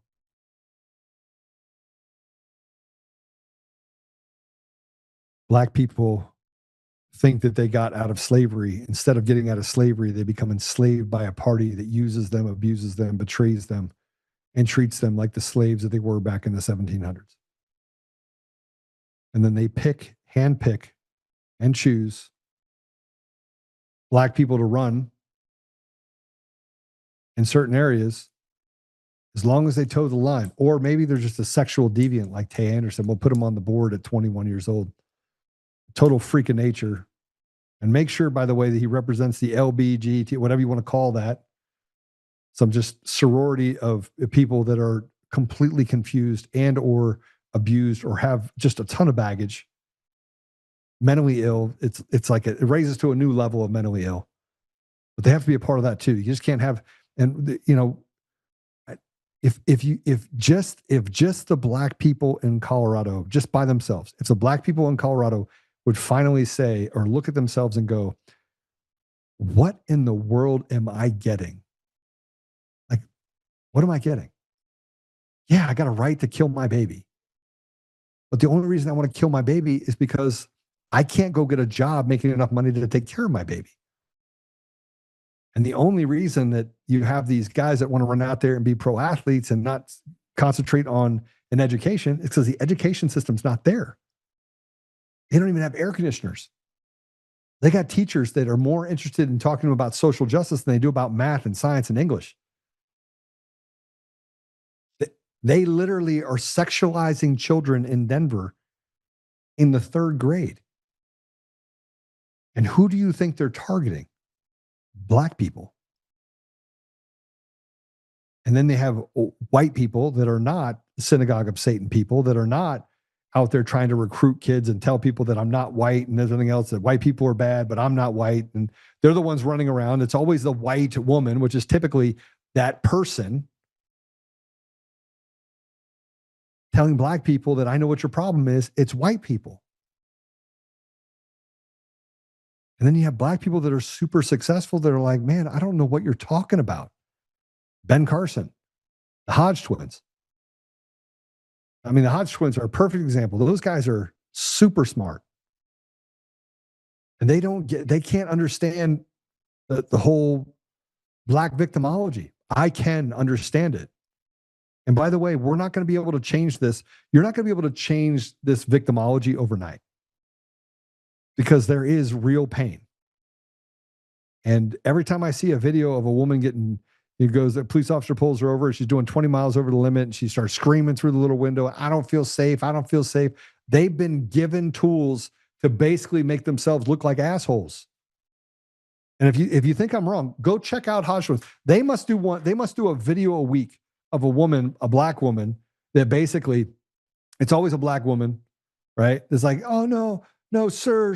They're breaking into some store, stealing something, and they'll run through it and they mock that person. I don't want to mock them. I just want to take away your tool and say, listen, that you act like a fool because you think it's going to get you out of it, but it doesn't. It gets worse for you. And over here, we have an opportunity to really hold people accountable.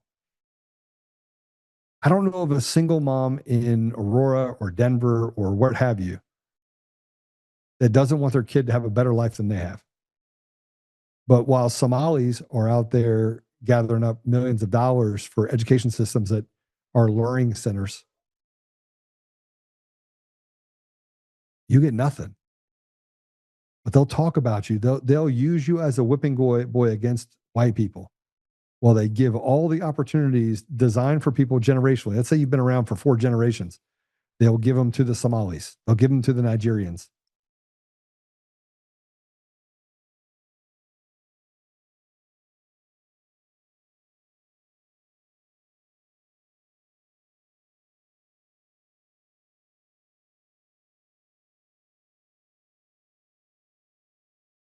Listen, yes, Casey is running for governor of Ohio against Vivek.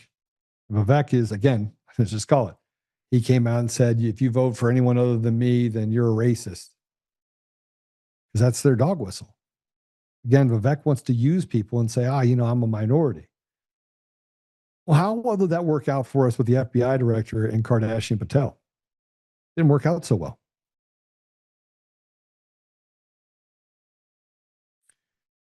The reason why they don't want me to run for governor of Colorado is because the 40% black people, white people that don't have a lot, but black people, brown people. Let's talk about brown people for a minute. There are Hispanics that have been here for 70 years.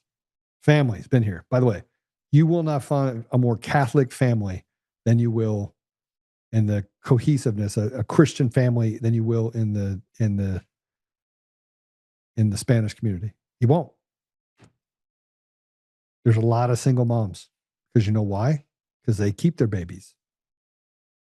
Now they're trying really hard to get the babies inside of those communities not to have their babies. I don't know where they want the babies to happen. They've got it figured out, by the way. You can't walk into a Muslim family and say, oh, by the way, abort your kid. So you got someone that has a wife and 3 other wives and 3 other homes. And this happens in Denver.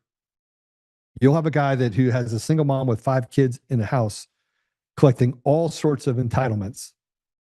They just got off the boat from Syria, Afghanistan, whatever you want to call it.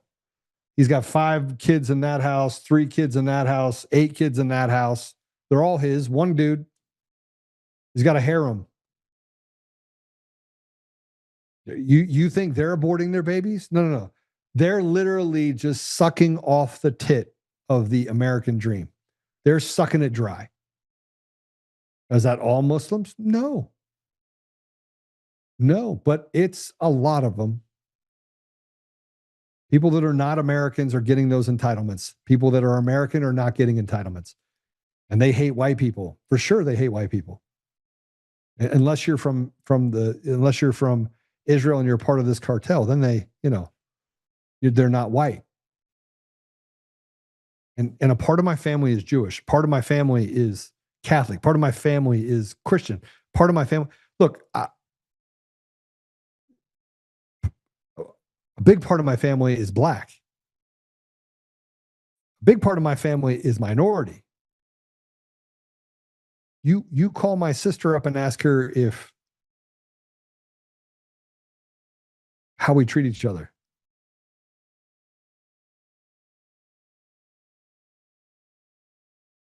You know, I keep doing this podcast every day, and you know, I see the podcasts that others do, and it's always the junkie podcast, right? So it's breaking news. This is breaking. Like, we don't want to solve the problems we have in our community. We want to let pieces of shit run out there and just run off at the mouth and tell us that they got it all figured out. I mean, I saw this podcast where some guy named Doyley, or what was that guy's name? Patrick, what was that guy's name? He did a YouTube video. He did an entire show on me. You remember who the guy is?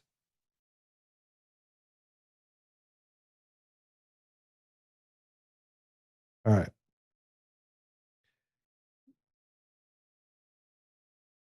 About the fact that I called for violence against my foes. I don't have a foe. I believe that we should protect the people, and that people in office should not betray the very people they say they're representing. But how do we get to a place where we can get people that think that they are being protected by these radical leftists actually recognize they're being betrayed by them? Like, they're standing right next to them and they're like, yeah, just get out there and talk about the fact that you hate Donald Trump. Look, it doesn't take you can go into downtown Denver and have a conversation with 1 out of 3 black people will be like, Trump's my guy. You want to know why? Because they recognize that what they're doing is foolish. And the other 2 out of 3, one just doesn't care. He's completely disconnected from it. And then the third one is, you know, just bites off on the idea that he's in a sucky situation and somehow the Democrats are going to make it less suck. But they're not. They make it worse because they don't care about you. They're using them. And by the way, kill your babies.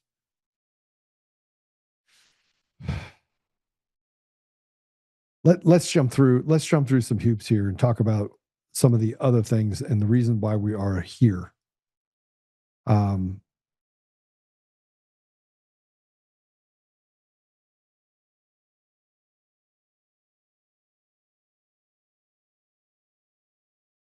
me see if I have this here.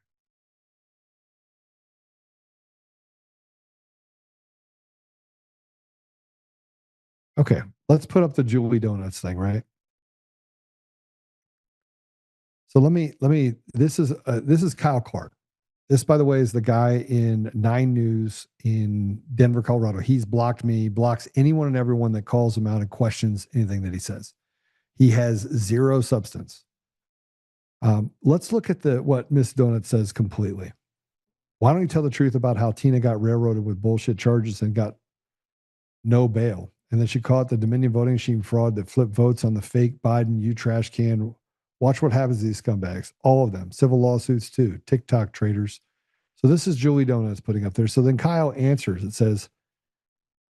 It says, "Hi, Miss Donuts. Trash can is an amazing insult and should be used more often. Any chance you could share evidence of your claim that Tina Peters found proof that Dominion voting machines flip votes? Thanks in advance." So other people go and put stuff underneath it to say, okay, here's the 3 reports from Dominion or from Mesa. Here's the report from ASOG. Here's the report from Arizona. Here's the report. Here's the whistleblower. So we go to put that stuff up there. What do you think Kyle Clark does? I'll tell you what he does. He goes and takes that information. He dismisses it because he's a journalist. He's a journalist with, he's a journalist, right? That's what you would do if you were a journalist. And so I put this up and said, how do you call yourself a journalist when you hide from scrutiny, Kyle Clark? You lie, you cover up crimes for really bad people, and then you run like a coward when questioned. Yeah, you're a real journalist for sure.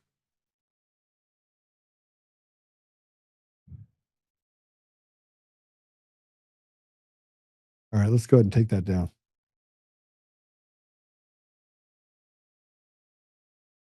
And then we have to connect. I keep coming back to the election fraud. People get tired of me talking about election fraud. They get tired of it. People are like, Joe, can you talk about anything other than election fraud? Well, do something about it first. Matt Crane decided to come out. And Matt Crane, if you don't know anything about Matt Crane is, well, I mean, do we have my post on Matt Crane? Let's put that up first. We'll put that up first to Matt Crane. So Matt Crane put up a post that says, true election integrity demands facts for fiction. Tina Peters' illegal breach found zero evidence of fraud and exposed her profound ignorance of secure election systems. Convicted of 7 counts, 4 felonies, sentenced to 9 years. Holding up his ears is disgraceful. That's what he says, right? And undermines election integrity. There's nothing conservative about it. All right, so let me just tell you who Matt Crane is, because Matt Crane hides. Matt Crane has been hiding all the way back to when he ran for county clerk and recorder in Arapahoe County and helped them steal elections in Arapahoe County. He was really good friends with Eric Coomer. Well, let me just tell you how further deep it gets with Matt Crane. Matt Crane's wife, who, by the way, did not take his last name so that she would look like she wasn't connected to Matt Crane, so you couldn't connect the dots very easily. Worked at Dominion Voting Systems before it was Dominion, and Sequoia Voting Systems for 18 years. 18 years. Here's what I had to say about him. The traitor to our nation is married to the Dominion Voting Systems manager who worked there for over 18 years. This is the guy that defended Eric Coomer, the radical leftist, self-proclaimed skinhead Antifa member who called for the death of police officers and destruction of the USA. The same Eric Coomer has tried to keep sealed the criminal evidence out of D.C. court in the Dominion versus Byrne case. The same Eric Coomer who said, don't worry about it, Trump's not going to win. I made effing sure of it. The same Eric Coomer that was the chief architect of Sequoia Voting Systems, fresh off of a near set of felony convictions in California.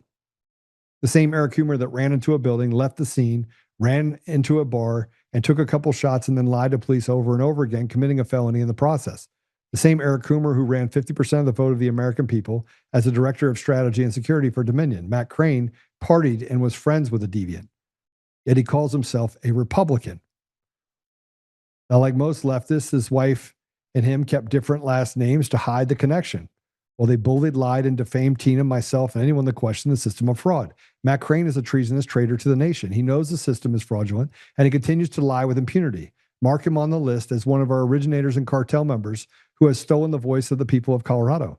I have the recording of Matt Crane talking to investigators of Colorado where they railroaded Tina Peters. I will post it over and over again so you can hear how much the piece of garbage does not know about the system. He's a liar of magnificent proportions and ground zero for hiding the fraud in Colorado. Mr. President, look no further than the very disgusting man you can call him, if you can call him a man.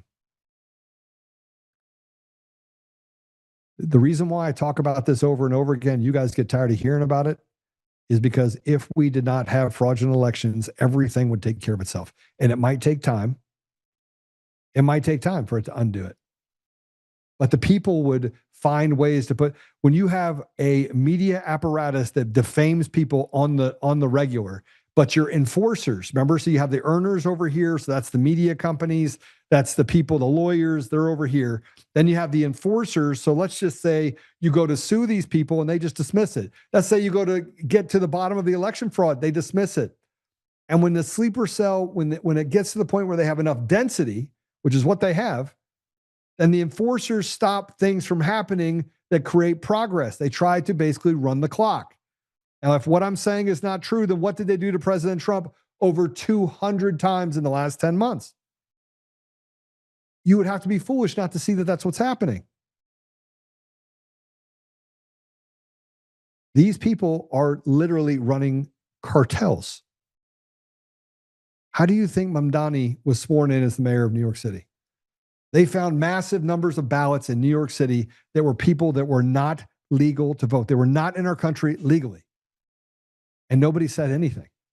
Because the systems are so wrought with corruption and fraud, they are lawless to every degree. They basically get to decide who and what gets to the next level. They can destroy at will anybody that they want.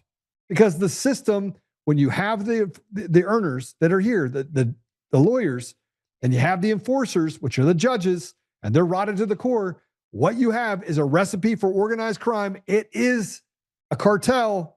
It is an illegal operation, and we have to do something about it, which is why President Trump, I don't even see how he gets away with not saying that he's going to enforce or implement the Insurrection Act. I don't see how he gets away with not doing it. If he doesn't do it, our country's completely done. Because you have no mechanism as a citizen to go against the enforcer when it is directly correlated to the captains and the bosses. The entire system is fraudulent. The entire system is fraudulent. From end to end, we do not have free and fair elections. It is fraudulent from end to end. Until you get to a place where you can have sensibility and say, you know what, you have to have an ID. You should vote in person. There shouldn't be this black box and lack of transparency and mail-in votes. It shouldn't exist. You can say, well, I like it for convenience. If you cannot go and vote, you don't deserve to vote. You don't deserve it.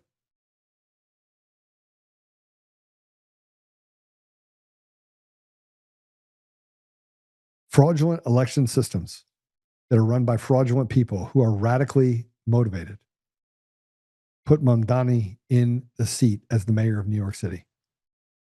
And Patrick was talking to his friend. I was talking to my friend. And there are people that are diabolically opposed to what is happening in New York City right now.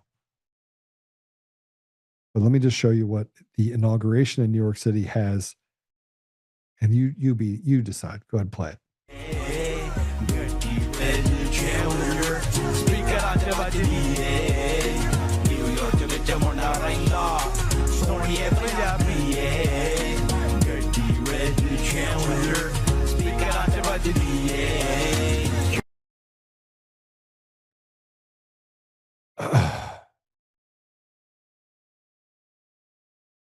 New York City is a city of 9 million, 10 million people. Did you see the crowd? And let me just show you what he's saying that how he's going to rule in New York City. We are headed towards some really bad times. Here's what he has to say. Beginning today, we will govern expansively and audaciously. We may not always succeed, but never will we be accused of lacking the courage to try.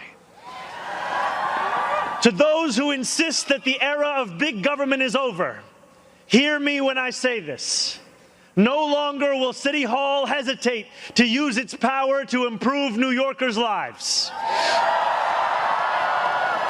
For too long, we have turned to the private sector for greatness while accepting mediocrity from those who serve the public.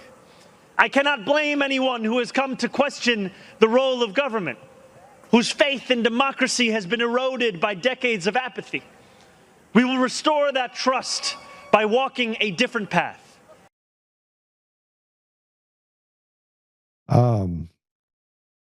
So Mamdani surrounded himself with criminals, grifters, anti-white believers. It's the platform of the Democrat Socialists. Very dangerous group of people that basically is the mask underneath the mask of Antifa. And here is Jermaine Williams after being sworn in as New York City's public advocate. Play it. Little black boy, you were worth it. And you always were. And without any titles, you were enough. You were always enough. And you deserve to accept love, and you deserve to be protected. And I'm honored to be here to help create a city that's worthy of that for you. And I'm so proud of you.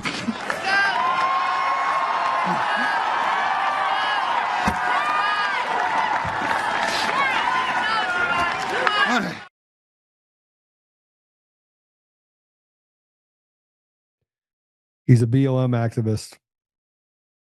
This is the craziest thing ever. He lost his Brooklyn home in foreclosure after getting about $1 million in debt. And he used to fund a failed business venture.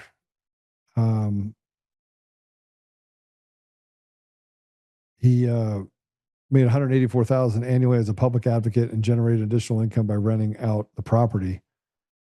He failed to make the $1,344 monthly mortgage payments for 15 years. 15 years. How did he get to keep his house after 15 years? 15 years. Kept his house for 15 years after not making payments. How many of you would like to not have to pay for your home for 15 years? Again, I'm going to say this over and over and over again. We have a system designed for the haves and the have-nots. 15 years, you cannot pay for it. No problem. Who pays the bill? You do. You're a slave. And black people in this country, not the haves, like this guy, not the token that gets put up on the stand so that he can use and betray the very people he says he represents. No, everyone else has to pay for it. Everyone else has to pay for it. 15 years. He didn't pay his mortgage payment. Pretty crazy. And if you think that's bad,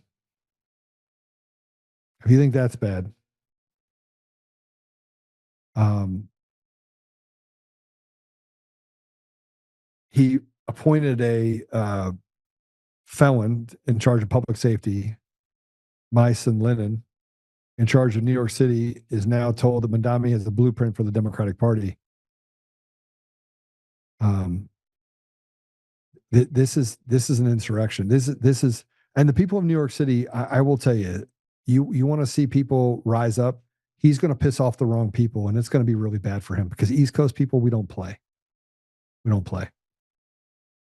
And if you have another Democratic socialist that won in Seattle through rigged elections, again, all mail-in ballots, no transparency, same Dominion voting systems, ES&S, same blueprint, stealing elections and giving you absolutely no ability to look into any of it. You don't even get to you don't even get to see that Liberty vote, what the contract looked like for them to buy it from Dominion voting systems. You don't get to see it because you're not entitled to it. It's not your election. Here's Katie Wilson, the winner of the Seattle race, giving her first speech. Go ahead and play it. So we're going to be reviewing the ways that the city is spending money, and I think we're going to have to do that given the size of the budget deficit. And I am not averse to ending spending on programs that were maybe well-intentioned when they were first implemented but aren't fulfilling their goals. So we're going to be doing the very best to be the best stewards of public resources we can. I do think that we will need to pursue new progressive revenue in order to fund our priorities and make sure that we're delivering services to the people of Seattle. There's several progressive tax options I proposed as part of my platform, and so we're going to have city staff looking into developing those into legislation. Don't know yet exactly what the timeline is going to be on that. So she wants to add more taxes. I saw some of her tax plans. It adds an additional 4.5% in taxes. And if that's not enough, here's I want you to meet Lakeisha Alston. So she was asked a couple questions and couldn't answer it, but she's running as a Republican who's wearing a burqa. And Republicans don't have anybody opposing her. You want to know why? Because nobody wants to get bullied and say that we don't want to support the black candidate. They literally are taking over our country, and we're watching it happen while feckless cowards do nothing. Play it. I am a Republican. I know that I have been seeing a lot of people with hesitation about the party that I choose to represent, just because, growing up, you pretty much do what your family does, what, their beliefs are as far as your party. But like I said, I am matured in my own revelation of what the Republican Party represents, and it looks like me.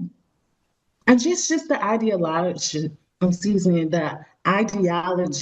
of the Democratic Party. I just have gotten away from some of those narratives, and I feel that the Republicans have a better viewpoint in which the direction that the United States and North Carolina, especially Durham, should be in.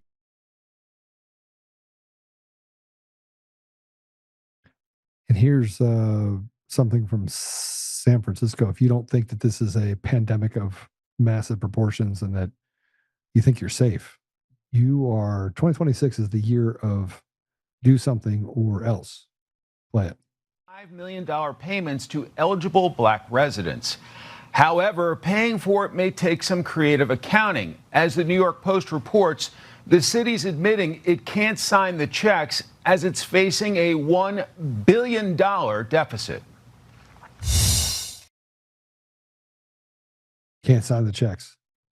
So I'm going to say it again to the black people of Colorado, or probably black people across the country. I can't save you. I mean, if you're listening to this show, I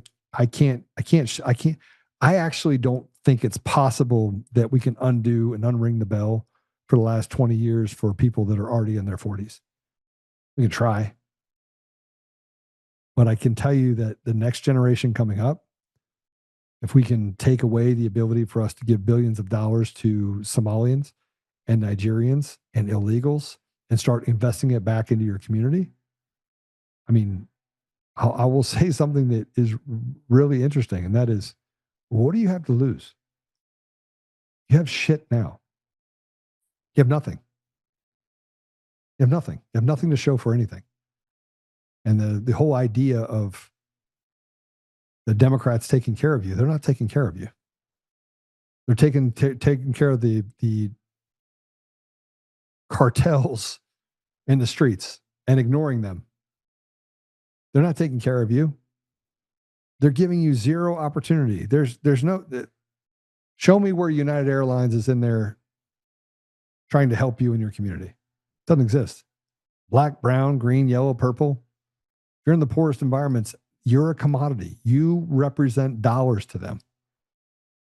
And so getting out of that, you have to scrape and claw, and only 1 out of 1 million will make it out. And the rest of you will just try to get by. And they'll tell you to go to school, and then you get out of school and you go look for a job and you can't find one. You want to know why? Because they pushed you through school too, and you really didn't learn shit. And so you get back to the fact, like, I went to school and got a degree, and now I can't find a job working at McDonald's. So then you revert back. It's a real problem. It's a real problem.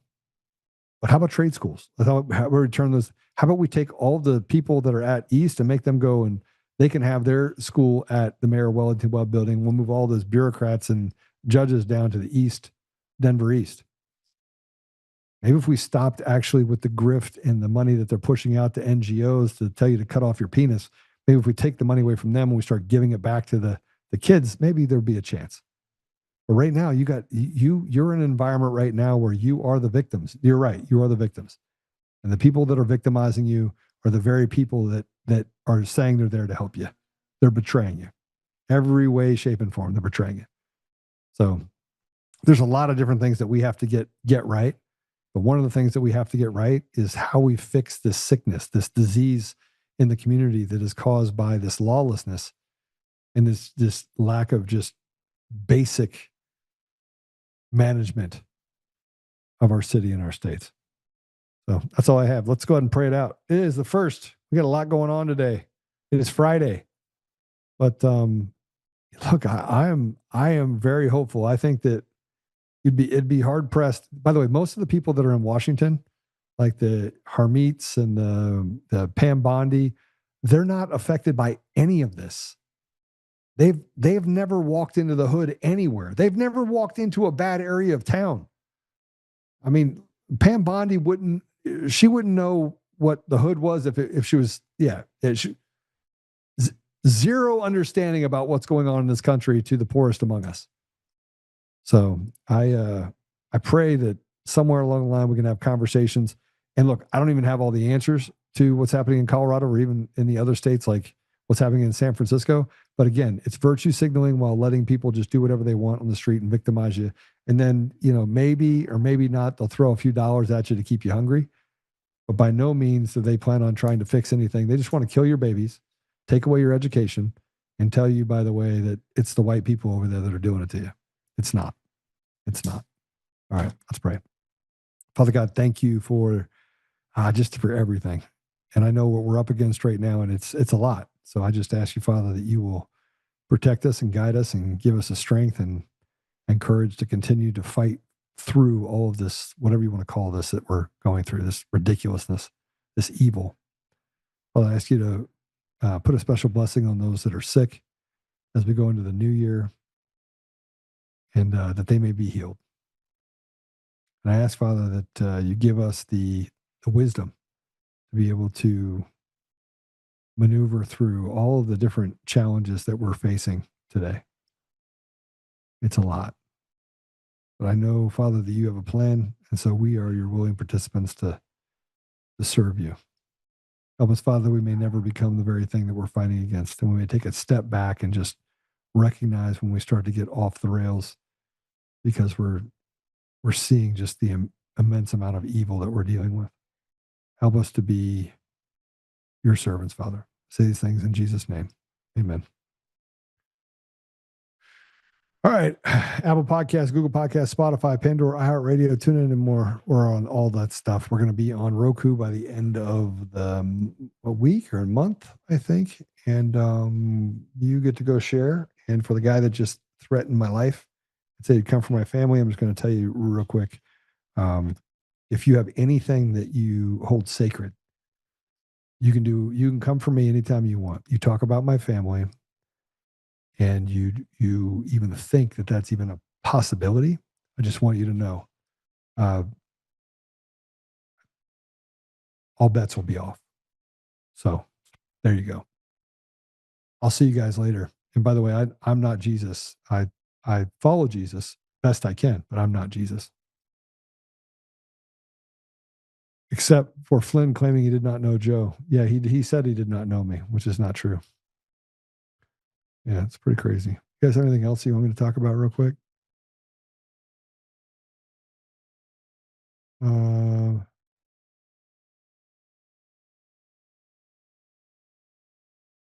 We're just going through this. Oh, Kyle Clark, say something else? Oh, there you go. You guys, yeah. Go over there and give Kyle Clark a bit of your mind. Tell him that. Anyway, God bless you. We'll see you soon. Have a great weekend. We'll be back on Monday. Yeah, it's going to be great. Take care. God bless you. Where's the Joe song? Governor. You guys are killing me. They want the Joe Governor song. Rise up untamed. In the heart of the fire where the wild ones roam, Joe Oltmann's calling, bringing truth back home. From conservative daily to this untamed fire, we shatter the silence, lifting spirits higher. No chains can hold us, no lies can prevail. Authentic and fearless on this rugged trail. Patriots gather under stars and stripes. Untamed nation, igniting the nights. Untamed nation, let the truth roll out in this land of the free. Standing proud from sea to shining sea, we won't back down. Catch the fire, wear the crown. Untamed nation, it's our battle song, motivating hearts where the brave belong. Yeah, untamed and wild, forever strong. Play it again all night long.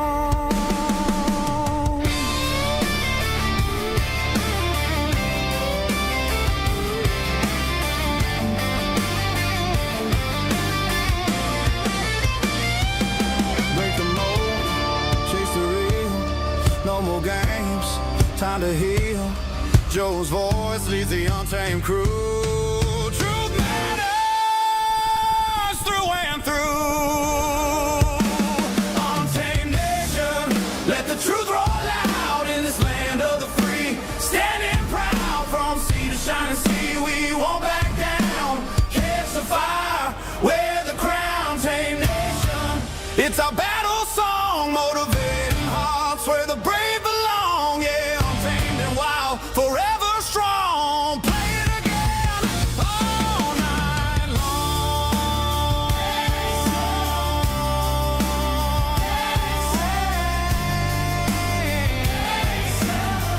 Truth forever.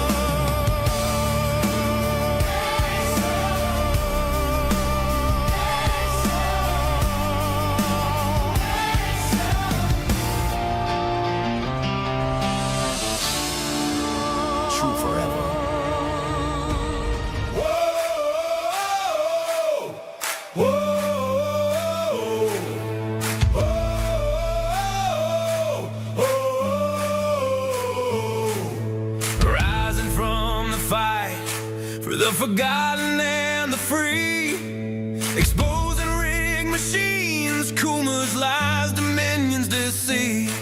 Pays $1,000 each day, shielding truth from corrupt halls, but he won't back down, standing tall through it all. Hart and Tina Peters break the chains that bind her tight, hand count votes and one day bring the fraud to light. No more mailing scams, no machines to steal the night. Restore the people's voice, make Colorado right. Governor Oltmann, lead us bold and true. Badass for the have-nots, fighting through and through. Abolish property tax, cut the tolls away. Shrink the bloated state, let the people have their say. Enrollment, it's our rally call. Truth and freedom rise and watch the tyrants fall.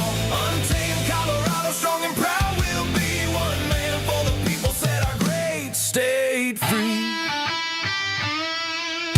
Help the single moms, bring back trade school strong. Opportunity for youth, where the brave belong. Audit every NGO, ban the wolves that roam.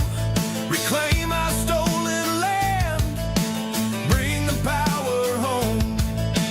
Eric Coomer's fraud, dominions, rig design. Expose the stolen votes, cross a dangerous line.